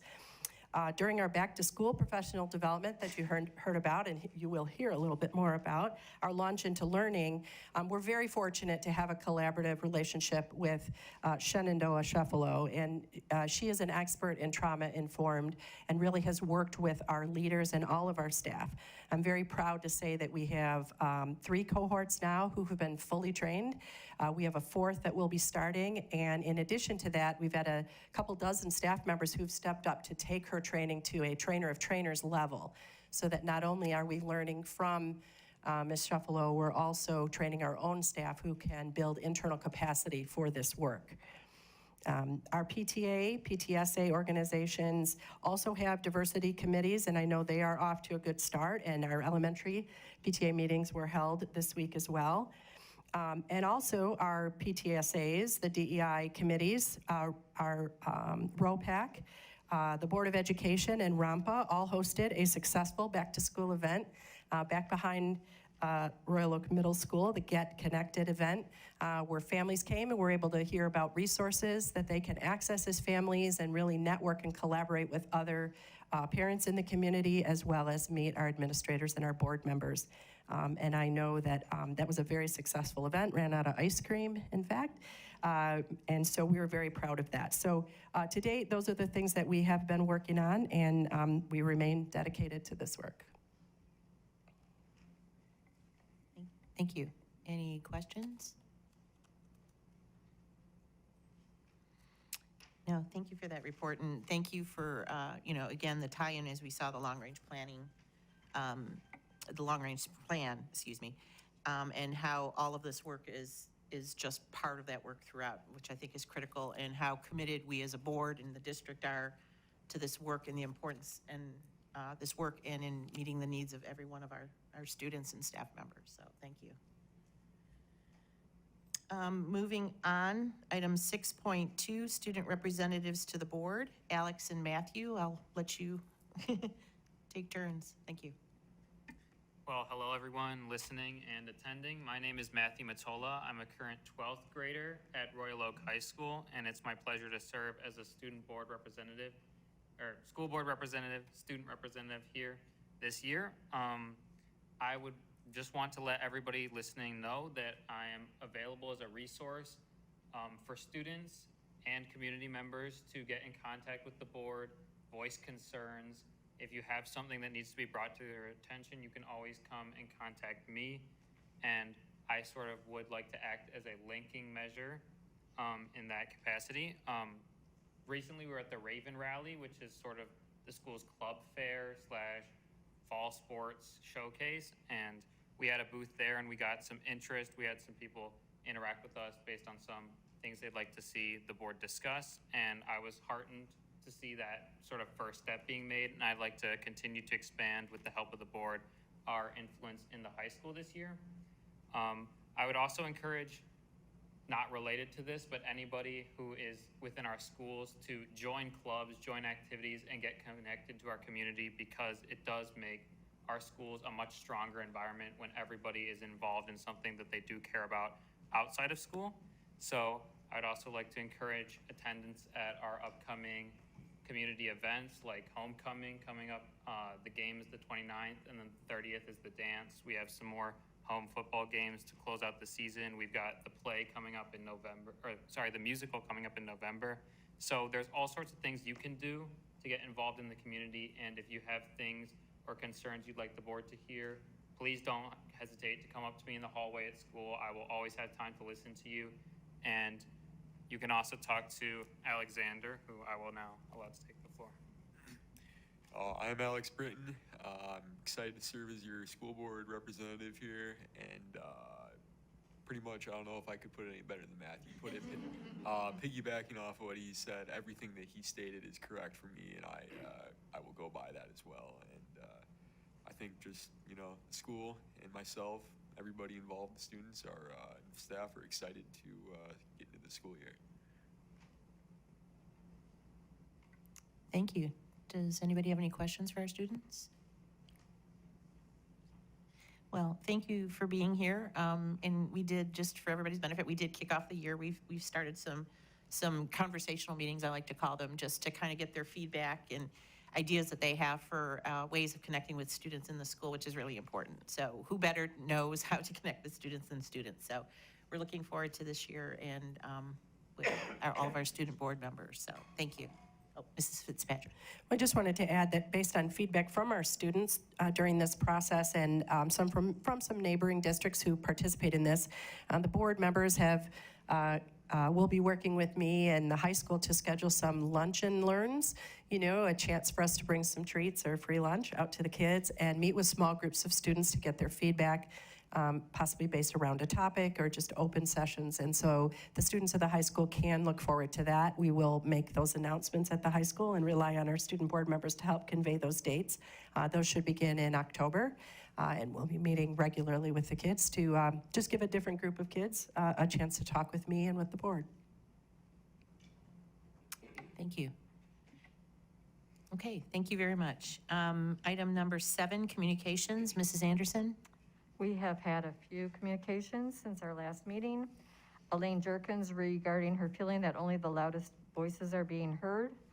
Angela Heppel asking that curriculum night be rescheduled. Burgundy Gullo regarding district policies.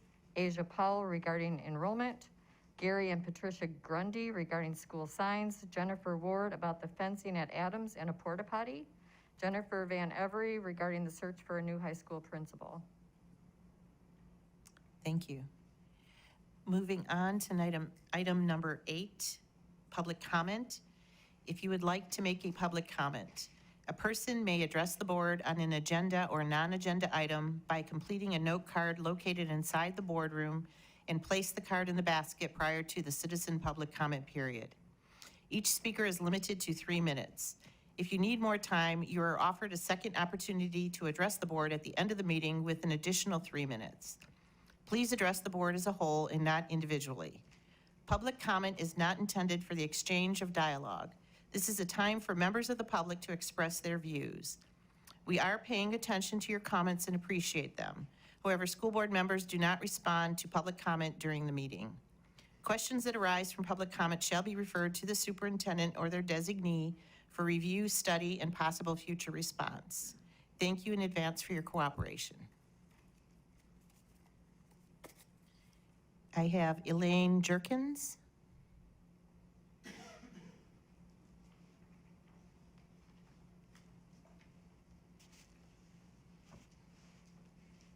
Hi, good evening, everyone. I'll be short. I would like just to express my sadness on this week of losing 2 African-American leaders in our school district, 2 African-American women leaders in our district in the same week. It's very sad, and I would hope that as a district we could work harder to retain this kind of talent in the future. Thank you. Felicia Hassel.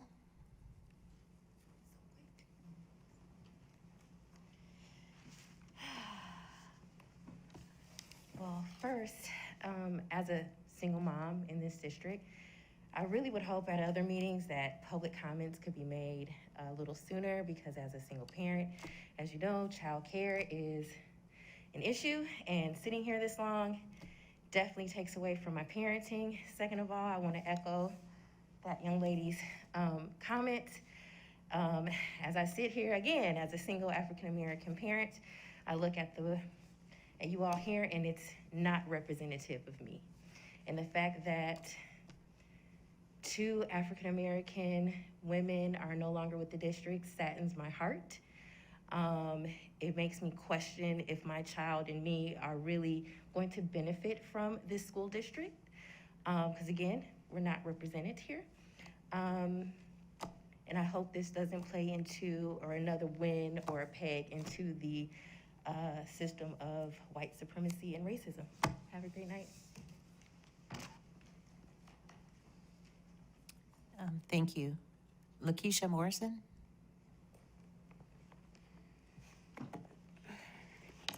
I apologize, I'm not going to be looking up as much because I'm reading from my phone and I'm a bit nervous. But imagine being a parent and sending your impressionable young child to an all-white school where there perhaps was 12 black children in the district and only 9 of them were siblings and cousins. Then you hear from a school staff, we don't know how to teach her because we haven't taught a child of color before. Now consider where that child is 35 years later. She's more than likely still carrying the emotional scars of those words uttered at such a young age.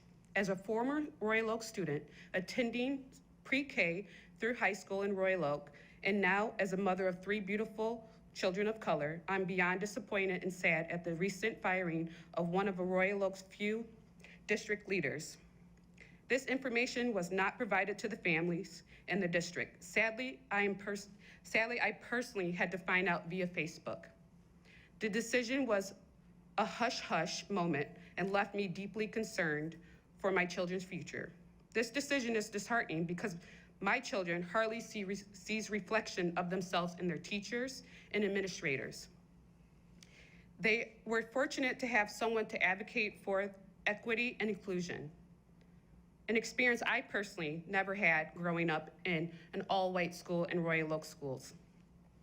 Imagine the impact of a 15-year-old first encounters with a black teacher or administrator. For me, it wasn't until 9th grade, and then I only had 2 black teachers.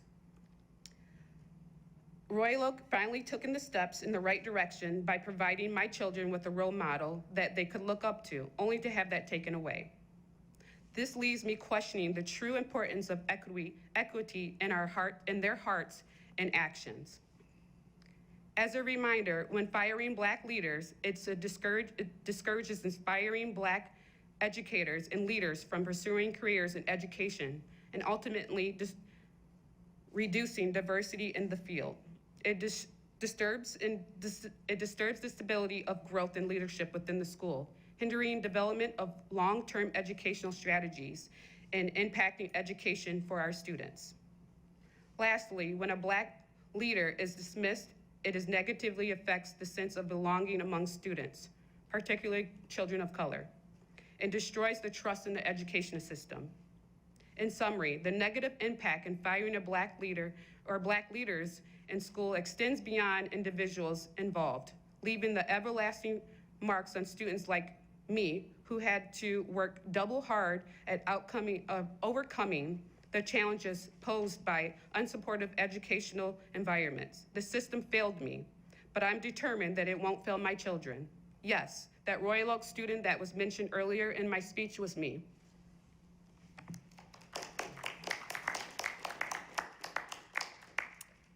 Thank you. Ashley Morel?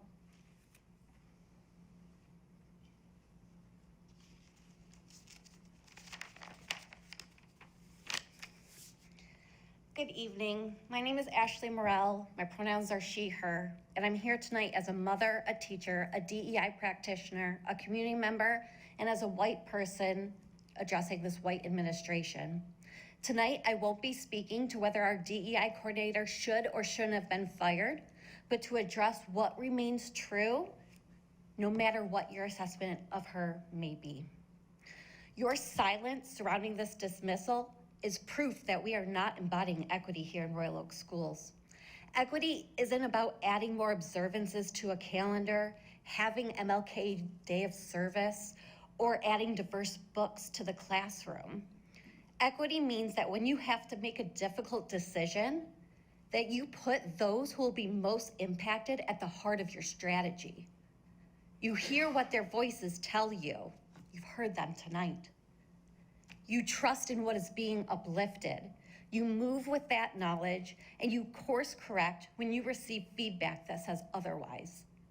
You've silently fired a Black woman administrator who is an advocate for trans students, all while a vocal minority sat before you actively spewing their hate.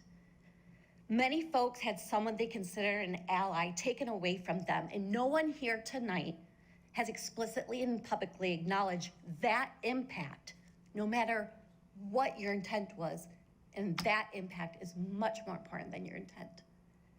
Because this is the context that your silence exists in, you have legitimized discrimination towards our staff and students. Moments like these define our culture, and right now you're creating one that is dismissive and punitive. Your choice to not speak out before this meeting strips away the community's ability to engage collectively with you on whatever your perspective may be, and further sustains this cowardly culture. You do not have to divulge details if you cannot legally do so, but you should have immediately acknowledged the obvious optics and reaffirm the values you profess you hold for this district. Both the fear that you all may have in holding your positions in this political climate and the fear that folks with marginalized identities feel every single moment just for existing stem from the same root of hate. By not speaking explicitly against bigotry, you put us all in danger. We are all imperfect beings, and your next step is to repair the harm you have caused. Each one of you stands on a platform of expressed allyship, and yet you seem to have forgotten that allyship is earned through aligned action. Until you as a white administration repair the harm that your silence created and step into the reality that this work is not done by one person, but by all of you and all of us, the district's DEI work will not only be ineffective, but racism with a smile. Thank you.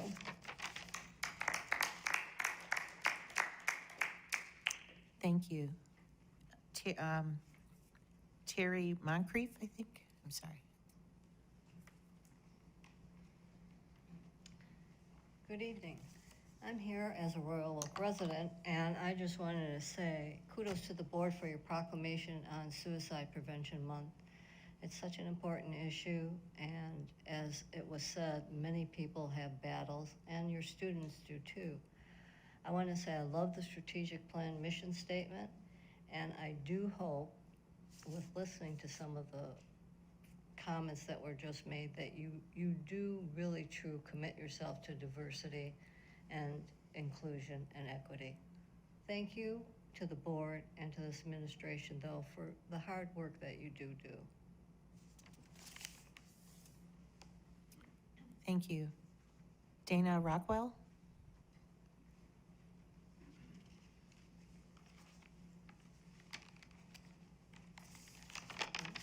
I too wrote on my piece of paper a much more level-headed speech, but after listening to the other speakers, my craziness will somewhat come out in whatever you say here. I feel like the intention of the DEI coordinator is to make you feel good that you have checked a box, that you have a DEI coordinator, and that should make all of our Black friends and our people who are not in your box feel good. As a Jewish individual, my first remembrance of anti-Semitism was in first grade when someone told me I had a big nose and they could tell I was a Jew. And to this day, I look back at my school in disdain for what ensued the next 12 years of my life, whether being told to go back to Israel, that once again I had a big nose, and that sometimes I still look in a mirror and I have to internalize those thoughts that I've been told my whole life, but I can hide and my Black friends can't. I am so embarrassed by this community. I'm embarrassed that my kindergarten student already has been told that they hate Jews by a classmate. And I was so fortunate that the principal and the latchkey team at the kindergarten right down the street actively showed me empathy, took my daughter and told her it was gonna be okay, because even at 5 years old, she came home knowing that something bad had happened and that she had to say something about that. So how dare you not show respect to people based on what they look, based on what they pray to, based on what pronouns that they feel. They all should deserve respect, and it is a shame that they don't get it here.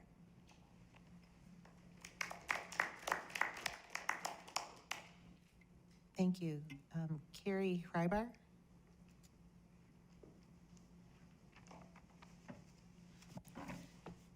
Hi, everyone. My name is Carrie Rybar. I am a parent in the district with a second grader at Oak Ridge and a seventh grader at Roms.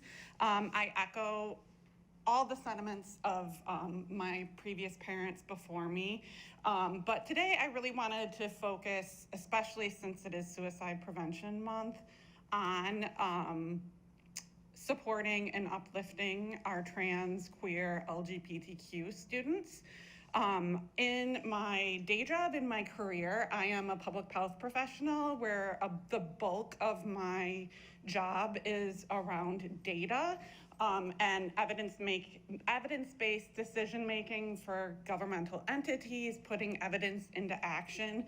So I wanted to spend my time today talking about the importance of some data around mental health for trans students and just share that with you. So starting with talking about suicide, 82%, studies have shown that 82%, an overwhelming majority of trans individuals have considered suicide, and 40% of trans individuals have attempted suicide. And so many LGBTQ youth lack access to affirming spaces. Only 55% of LGBTQ youth report that their school is affirming, and only 37% say that their home is affirming. Fewer than 1 in 3 transgender and non-binary youth found their home to be gender affirming, and a little more than half have found, studies have shown, have found their school to be affirming. And so research consistently shows the importance for queer LGBTQ young people that they report lower rates of attempting suicide when they have access to affirming spaces. Even just having access to one accepting adult can reduce the risk of a suicide attempt among an LGBTQ person by 40%. Other studies have shown that trans and non-binary youth who report gender identity acceptance from adults and peers have significantly lower odds of attempting suicide previously in the past year. And then research also shows that transgender and non-binary youth attempt suicide less when their pronouns are respected, when they are allowed to officially change their gender marker on their legal documents, and when they have access to spaces either online, at home, and at school that affirm their gender identity. Now, obviously, I bring this up because of media reports and things that came out earlier this summer about comments made or practices held in Royal Oak schools that have been supporting trans, LGBTQ, queer youth. I, as a parent, I think that's great. I want to see those practices. Excuse me, can you wrap up your comments? Thank you. Sure. It would be terribly unfortunate if these media reports or any public pressure around practices related to trans or queer youth had any impact on the firing of the DEI officer, when research clearly states that having access to affirming spaces is so monumental to impacting students' mental health. Thank you. Thank you.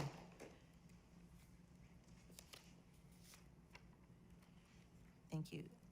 Moving on to number 9, consent agenda. We have items 9.1, personnel changes, 9.2, payment of expenses. Do we have any additions, deletions?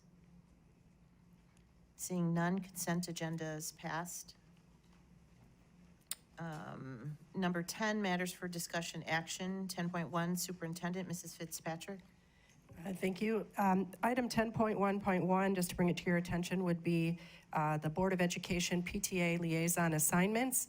As the community knows, each one of our board members serves on at least one, and some two, PTAs, representatives in the local PTAs, and we would just like to affirm those recommendations for this year.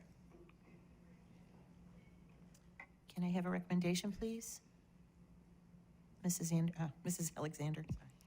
Resolved that Royal Oak Schools Board of Education approves PTA liaison assignments for the 2023-2024 school year as presented. Thank you. Can I have a second? Mrs. Anderson? Can we have a roll call, please? Trustee Van Heitzma? Yes. Trustee Jasinski? Yes. Trustee Haynes? Yes. Trustee Cook? Yes. I will vote yes. Trustee Jaworski? Yes. Trustee Alexander? Yes. The motion passes. Thank you. Item 10.1.2, MASB voting delegates and alternates. Can I have a recommendation, please? Mrs. Anderson? Resolved that the Royal Oak Schools Board of Education names Tim Jaworski as Royal Oak Schools voting delegate at the MASB 2023 Delegate Assembly. Can we have a second, please? Ms. Yashinsky? Just for clarification, Mr. Jaworski, can you make reference to what this is in case somebody is not aware? Thank you. So the MASB is the Michigan Association of School Boards. They have a yearly leadership conference that rotates throughout the state. Through that, there is a delegate assembly. Each school district in the state is allotted one voting delegate and one alternate. As of now, I'm the only trustee that has expressed interest in or ability to attend the conference, which is why my name is being put forward this evening. Thank you. Can we have a roll call, please, Mrs. Anderson? Trustee Jasinski? Yes. Trustee Haynes? Yes. Trustee Cook? Yes. I will vote yes. Trustee Jaworski? Yes. Trustee Alexander? Yes. Trustee Van Heitzma? Yes. Motion passes. 10.2, curriculum and instruction, Dr. Ioannis. Thank you, Mrs. Van Heitzma. Wanted to talk about some annual fall events for our new families, actually for all of our families. Our curriculum nights have taken place. As Mr. Walensky mentioned, Royal Oak High School is tonight. I believe the middle school was September 7th, and all of our elementary buildings had their curriculum nights last night. It's a wonderful opportunity to welcome our parents into our building. I would say one of several fall events that's a nice opportunity for families to get a better understanding of what's going on in our schools and in our classrooms. The other thing that started yesterday was our professional development late start time. I'll talk a little bit about that. Our students come in later on Wednesdays. Our staff comes in, teachers come in earlier to begin engaging in professional development opportunities with their building principals and their teaching staff. Our first late start professional development was yesterday. And was one of our first opportunities for staff and teachers and principals to be together to begin to look at goals for the school year, plans for continued growth in all areas. Our next late start professional development time will be next Wednesday, and we have at the elementary level have focused on district grade level opportunities. So we'll have multiple locations for elementary teachers to group together by grade level and across all buildings to again begin to focus on some instructional practices. At the secondary level, we're going to continue to strengthen our professional learning communities, and those are really taking place with teachers in specific content areas, and we're trying to grow that into cross-content areas as well, so we can be better aligned. I'll talk about our after-school programming, and then maybe talk about our launch into learning with our Insight into Curriculum video. But our new supervisor of continuous improvement, Mrs. Nipper, has been working really hard to begin to develop and cultivate programming, after-school programming for all of our students at the K-12 level. Some of those opportunities that will begin to continue to grow are connections with Cranbrook Science Center, our Lego robotics team. It's going to be at one of our, actually Sarah, our high school student that spoke earlier about the Biscuit Beacon app, and very interesting opportunity there. She is leading our Lego robotics effort. She's worked with Mrs. Dryden, our principal at Keller, to identify some teachers that can begin to have a Lego robotics club, with the plan to work with Mrs. Nipper to grow that in all of our elementary buildings. We're going to offer after-school tutoring opportunities for K-12 students. Again, this is all grant-funded after-school programming opportunities that we have not in place yet fully, but kind of working on some of those things. Coding programs for our students as well. So we're, again, looking to engage, to provide more engaging opportunities for all of our students, with the goal for most of the programming to take place at each of the buildings, and then have opportunities to touch all the grade levels from K to 12. If we can display on the screen, Mrs. Sutterfield, I wanted to have an opportunity to show our, this is our first edition of the Insight into Curriculum series, video series that our team has worked on last year, and today's month will focus on our Launch into Learning event, which we've talked about at a previous board meeting, and Mrs. Fitzpatrick mentioned it earlier.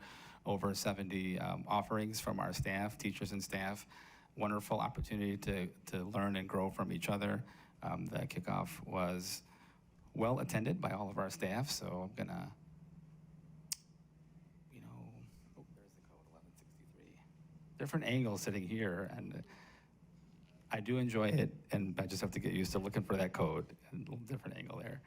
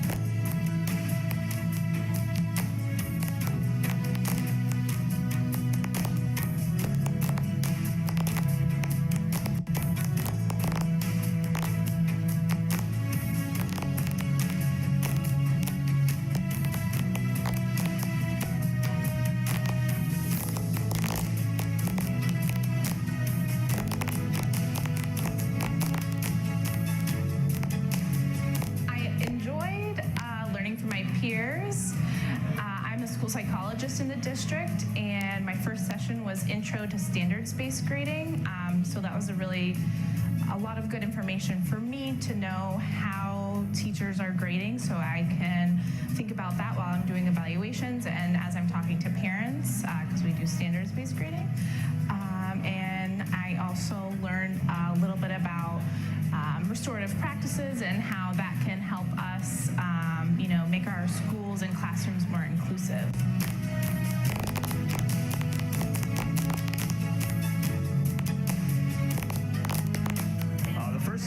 attended was about including students on the autism spectrum in your general education class, which was extremely informative. I learned a lot of great stuff, not just on how to do better by those students, but also do better by all my students, because a lot of the things that we can do for them would be very helpful for all students. So I'm going to make sure I get the slides that were sent or that were given to us, because they were really, really helpful, and spread the word to my colleagues.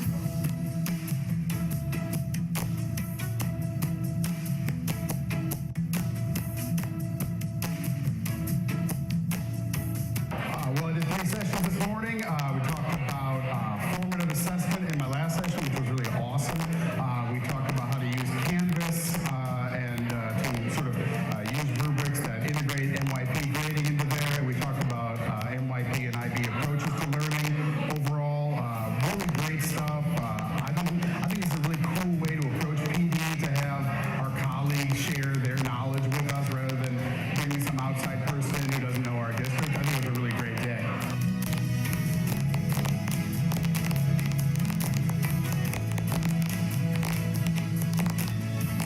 Our first ever Launch into Learning event was a wonderful opportunity for all of our entire staff in Royal Oak Schools to get together and begin to learn from each other, and many of the wonderful sessions that were offered. A couple of the sessions that I sat in on, one of them was focused on DEI resources and classroom books and how to use those books with our students. I sat in on another session regarding elementary literacy at the elementary level, and I facilitated a session on creating cultures of thinking within your classroom. What a wonderful opportunity we had to all be together and learn from each other.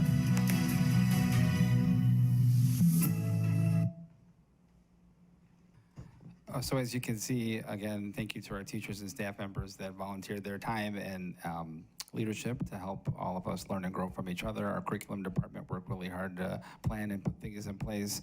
Our communications department really helped with many, many things as far as coordinating a lot of the programming that took place there. But I've said it before and I'll say it again, the true learning takes place from each other in a school building when teachers can have time to teach and learn from each other. It's a phenomenal thing to see. So very proud of that event. And I know we had a lot of support from some community partnerships as well. So over the series of this evening and then other publications that we've put out in the community, I just wanted to recognize all of those wonderful partners that made our event such a success. So the Royal Oak Schools Foundation, the Michigan Schools and Government Credit Union, M3 Investment Services, the MECU, TAG Multimedia, our credit union, the Royal Oak Youth Assistance, Blessings in a Backpack, Teen Clean Closet, Be Smart, and Van Every Chiropractic were all a part of our Tools for Schools marketplace. That was the event where staff could mix and mingle and meet each of these partners and engage with them one-on-one while they enjoyed the breakfast that was supplied to our staff by Chartwells. We also had some of our partners that donated raffles or giveaways to our staff. Some More, which is the product we use to produce our newsletters. School Messenger, which is our notification system to families. Peach Jar was referred to earlier with regard to the app and learning about that program. That's where our flyers all take place. Teacher Lists, Remind, Thought Exchange, and our School Status. And those are all companies that helped make our day a little more fun for our staff. We also had some major sponsors for the day's event, M3 Investments. They also donated the mugs and for all of our staff members on that day. Our credit union, as we spoke to earlier, Marco's Pizza, Meyer Woodward Corner Market, Atomic Coffee, Chartwells, Cal's Lunchbox, Alex Delvecchio, and QMI. And many of those groups donated free lunches to our staff who wanted to stay and continue their learning through their lunch hour before going back to their schools. And every one of these partners helped make that just a very special day. And I want to thank Amy Murphy for pulling many of those together for us, and to Dr. Ioannis and his entire staff for organizing such an amazing two-day event. So thank you. Thank you. Any questions for Dr. Ioannis? Item 10.3, Finance, Facilities, and Bond. Mrs. Abello. Good evening. I wanted to share with you that the audit that was approved this evening will be put on the website tomorrow. You can find that and lots of other great information on the Royal Oak Schools website. There's a Michigan emblem that's very colorful, and if you go there, you can find the audit, bargaining unit agreements, our budgets, all other kinds of things. So if that's something that you'd like to look at, you can find that on our website probably later tonight or tomorrow morning. I certainly want to thank Yo and Yo again. They did great work. They come, they're available. They're still learning when they get to us because I believe they might have been here on site on July 31st this year, if I remember correctly. And they don't have all their guidance out. So when they come to us, they're kind of still learning. Jamie pointed out the new GASB this year, and I would have liked to have had more information or somebody go before me this year. And that was all about, I don't think she mentioned, but it's all about the subscription-based software that we use. So we had to look at every piece of software, and let me tell you, we use a lot of software. I think the list was 150 different pieces of software that we use across the district. So it's not just instructional software, it could be our finance software or the two-factor authentication that we use, but we had to look at how we pay for that, how long that contract is, how likely are we to going to continue to use that, and would have had to have capitalized that if it was a multi-year contract. So I was happy to report, and so was she, that it was immaterial, and we didn't have to restate the prior year's audited statements as well, because whenever you do that with a GASB, you have to restate the prior year as well. So anyhow, that was the GASB, and it was quite a bit of work this year. And usually when we have something new, I like to do it the first year myself. That way I intimately understand how the GASB affects our work. So next year I probably will pass that along to a staff member and have them continue that work with new software as it's added and evaluated. But I just want you to know that when we have new statements like that, I certainly do that work myself just so that I understand how it impacts our work.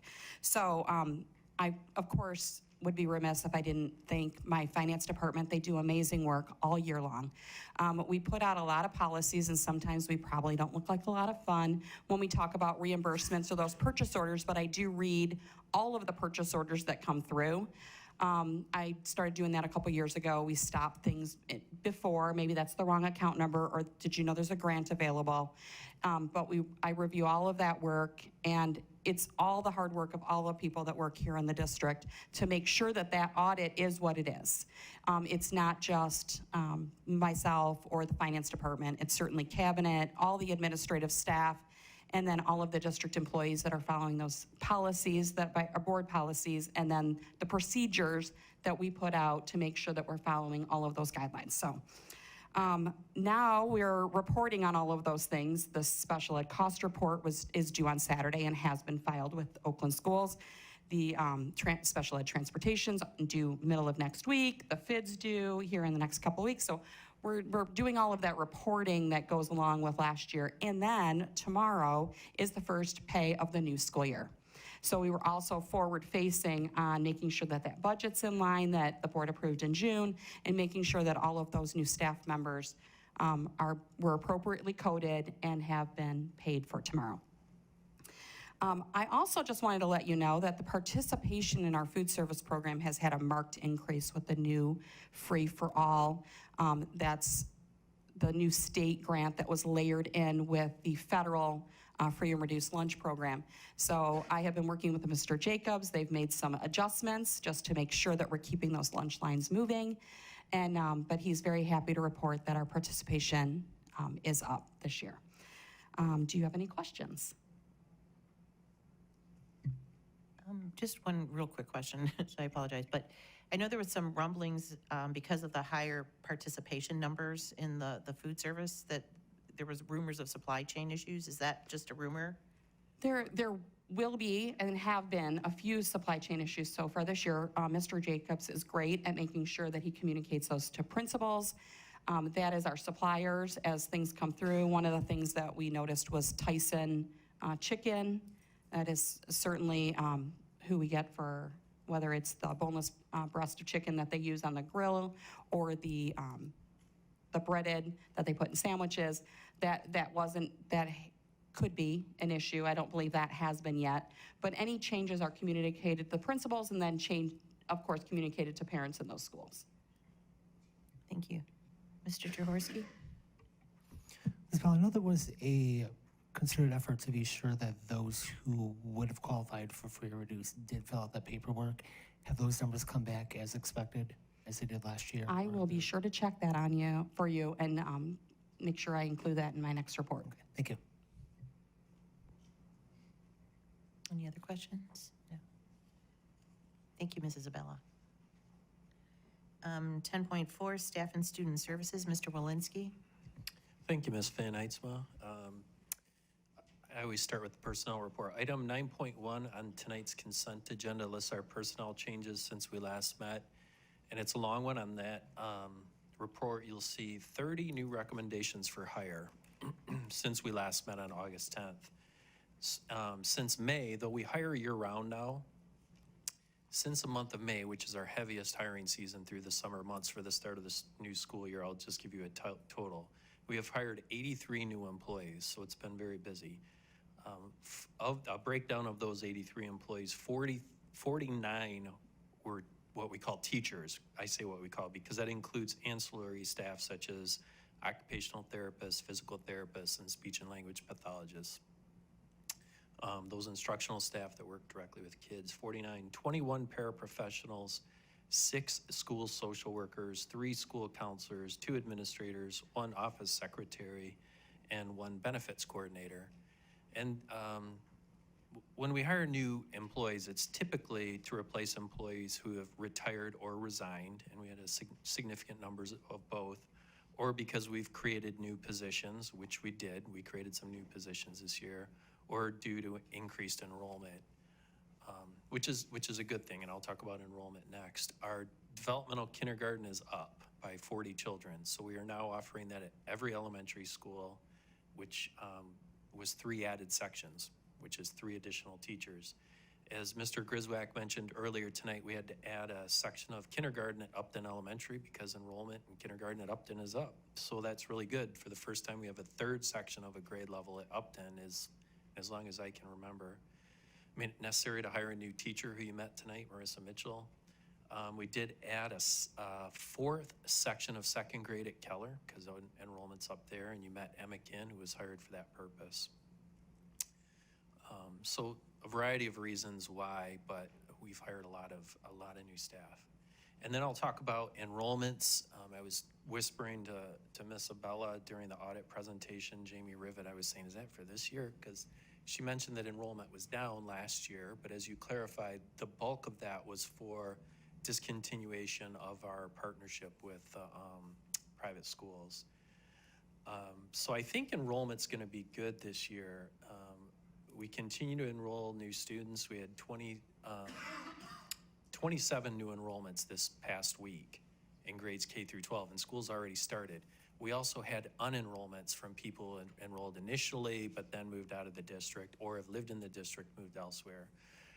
Interesting, our current kindergarten enrollment right now is 366. Last fall on the count date, it was 367.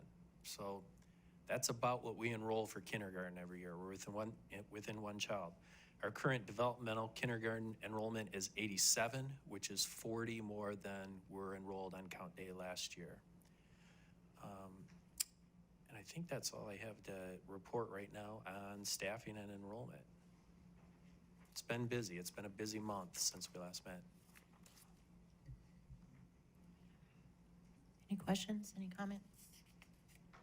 Mrs. Fitzpatrick. I just want to say, with the numbers, there are a few trends that we're seeing across, and actually when I talk to my colleagues in other districts, it's the same trend, and that is that we are now hiring all year long. And it seems as if, folks are making decisions either through retirement or to take jobs elsewhere.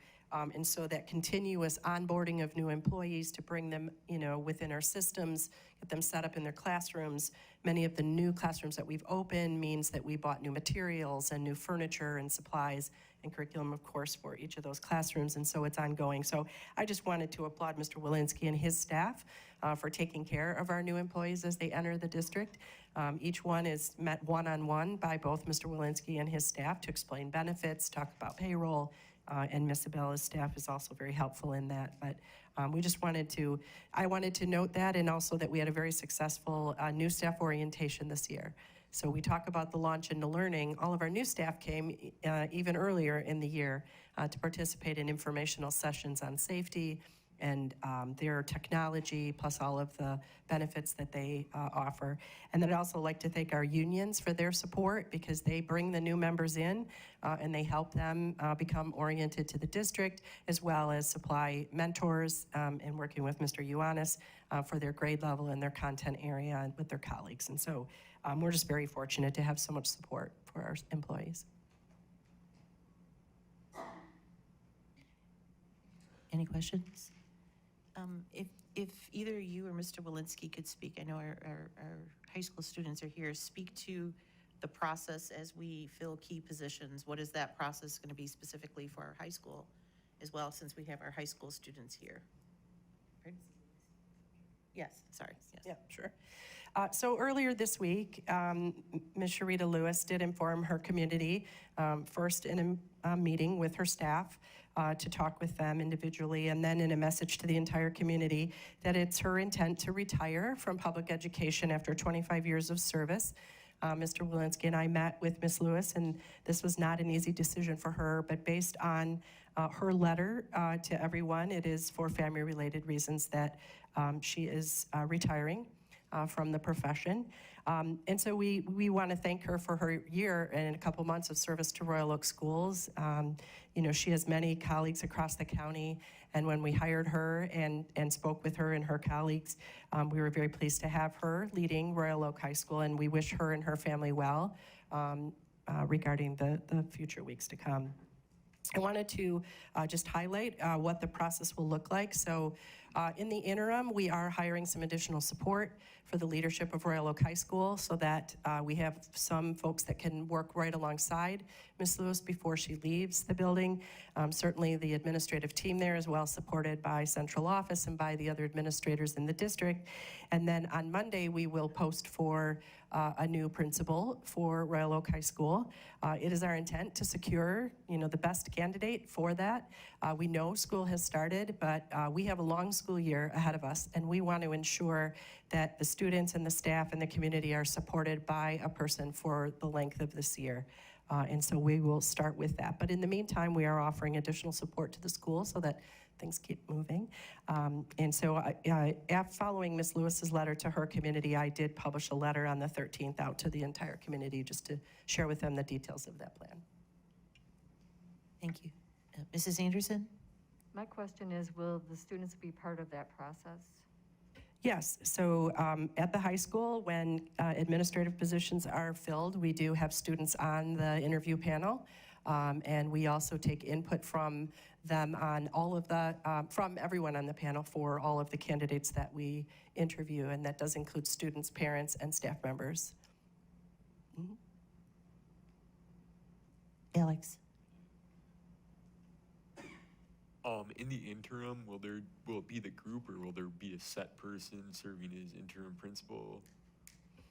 So we're finalizing that right now, but we do have a person who will serve as an interim principal, both alongside Ms. Lewis through the rest of this month, and then as long as it takes into the process until a permanent principal is selected for the high school. Thank you. Mm-hmm. Any additional questions? Thank you. Item number 11, public comment. Same rules apply as previously. Christina West.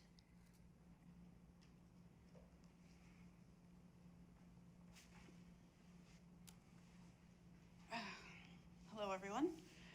I'm here tonight. I'm parents of 3 students in the district, 2 of which identify as LGBTQIA, and I skipped curriculum night to be here tonight in hopes that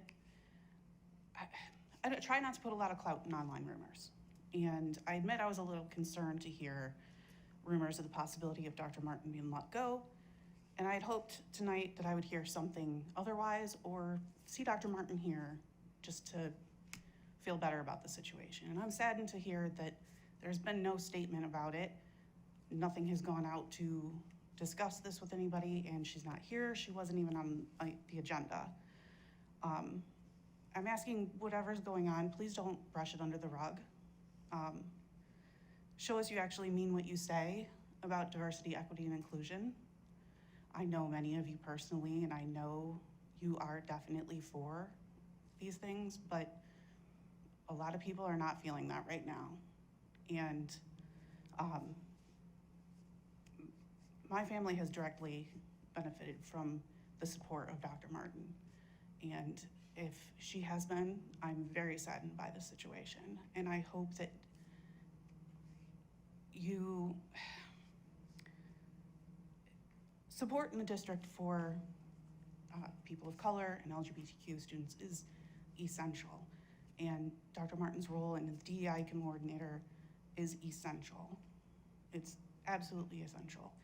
And I really hope that you guys truly think about what's going on and make a statement soon. It's really affecting families. It's not. My son specifically told me, don't go to curriculum night, see what's going on at the school board meeting. That's more important. So I skipped it tonight to be here, and I'm very sad that I haven't heard anything about it. So that's all I have to say. Thank you.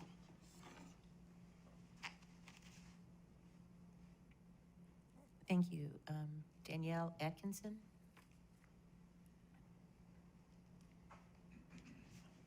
Good evening. First, I want to say that, and I think I always open my comments with praise for the district. I appreciate it here. Been here for 15 years. Now officially have all 6 children in the district. I appreciate that the audit went well, because I know you. I know that work, and I know that you don't get enough praise for it. So it means a lot that we are in a district that is financially stable, that works really hard. But I have to say the same thing that I think I always say, is that we are taking baby steps when our children are growing leaps and bounds. I first came to a school board meeting when I had a kindergartner who is now a sophomore. I have constantly, every year, I have to address something around the curriculum not being inclusive, putting an emphasis on a history that doesn't represent the students that go here or where we want to be. Every single year, my husband and I will go, we just came from curriculum night. Again, our children love these teachers. They come home raving about what they learn, but what is lacking is a plan on how to teach this curriculum that will matriculate with our children. I'm talking specifically about racial identities and history, and we need to have that as a guiding force for these wonderful teachers so that they're able to follow something. We do not have that. We need a DEI coordinator who is willing to take risks, who's willing to do the hard, tough work of making changes. We have a library that is doing everything they can, and we're not meeting them where we need to meet them, right? I would love to see not only curriculums by age that, again, matriculate. I would love to see us challenging the status quo. I'd love to see us bringing in new things. Again, my husband and I just came from curriculum night at the high school, and the teachers referenced things that are Royal Oak standards, IB standards, AP standards. I was like, oh, are there Royal Oak standards for graduation? Is there an opportunity for this body to really step in and say, you can't graduate from to graduate from Royal Oak High School, you have to demonstrate an understanding of the culture? My children, again, 15 years in the district, going to specials, not once have we talked about Motown. Not once have we taken advantage of the history that is literally right there, that is unique to Michigan and unique to our region, right? The supply, and again, this is a matter of diversity. It might seem far-fetched, but it's not. I'm so excited that everyone has an opportunity to have free lunch. Our vegetarian children do not necessarily have an opportunity to have a diversity of food.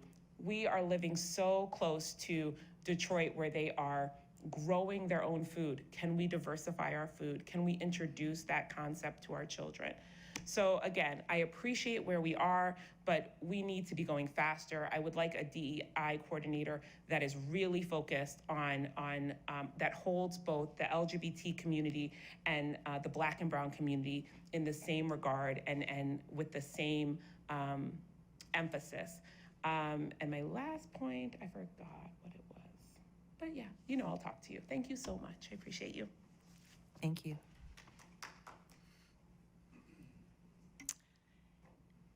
Item number 12, board comments and liaison report. Mrs. Cook. I just wanted to kind of bookend from the beginning of the meeting when we had a statement honoring Pat Perush. I was blessed to be able to go to her memorial and hear all the wonderful testimonials about the amazing public servant that she was throughout her life. One thing that they did at the memorial is they allowed us to take something from the table. And I have a stone here. It's a Petoskey stone that at one point Pat Perush found as she was going out into nature, which was one of her favorite things. And I'm holding on to this stone to help center myself as I reflect on the type of public servant that I want to be. And I want to be the type of person, as Pat was, who listens, who does her research, who evaluates, and who takes meaningful action. And so I just wanted to raise that tonight. Thank you. Thank you. Mrs. Fitzpatrick. Oh, Mr. Jaworski. Oh, Mr. Jaworski. I'd like to use this time for my own personal tribute to Commissioner Perush as well. I think many people in the community didn't realize how lucky we really were to have somebody such as Pat Perush as an advocate for everybody in this room. People who've come and gone out of this room, people who've been in and out of our community. She's touched every single aspect of this community. I think Commissioner Melanie Macy said it best at a commission meeting when she said that Pat was the best of us. She truly was the best of Royal Oak. And I just want to take this opportunity to thank Judge Perush and her daughters, Kathy and Ann, for sharing her with us for as long as they did. And from my understanding is they never realized they were sharing their mom because she was everywhere at all times. Again, I do appreciate everything she's done for us, and thank you all. Thank you. Mrs. Fitzpatrick. Thank you. I just want to remind the board and our community watching this evening that matters of personnel are confidential. And the announcements that have been mentioned tonight that the district should have made, et cetera, are not something that is our obligation to do ahead of decision making. We do have to respect all of our employees regardless of their situation, and therefore a statement has not been made with regard to some of the things that we have discussed this evening. But immediately following this board meeting, I do have a prepared statement that will go out to our community that reaffirms the district's unwavering commitment to the vital work of equality, diversity, and inclusion. And working closely with our Board of Education, our administrative team and our staff continue to lead these efforts with diligence. And as was said by one of our speakers this evening, it is not a single person that leads this work or is in charge of all of the work. It is a collective effort by all of us in the district. The highlights that I shared during the DEI update are also within the letter, so that if you folks were not watching the meeting tonight or weren't in attendance, they also will hear all of the good things that have been happening in our district thus far.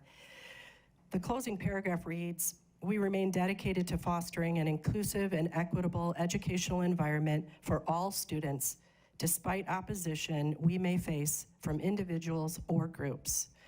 And so also on Monday, as we post the position upon the retirement of Ms. Lewis, we are also posting the position for a new DEI coordinator to help lead these efforts in Royal Oak schools. And so at the close of this meeting, I will be going back to make sure that this statement goes out to our entire community. Thank you. Thank you. Mrs. Alexander. I just wanted to mention how much I appreciate the individuals that spoke this evening at public comment. I want to acknowledge that it's very difficult to do that, and that it's what you shared is exceptionally important for us to hear and to continue to be mindful of. And so I just wanted to acknowledge that. I appreciate your taking the time to do that. Thank you, Mrs. Alexander. No other comments? Okay, we are adjourned. Thank you.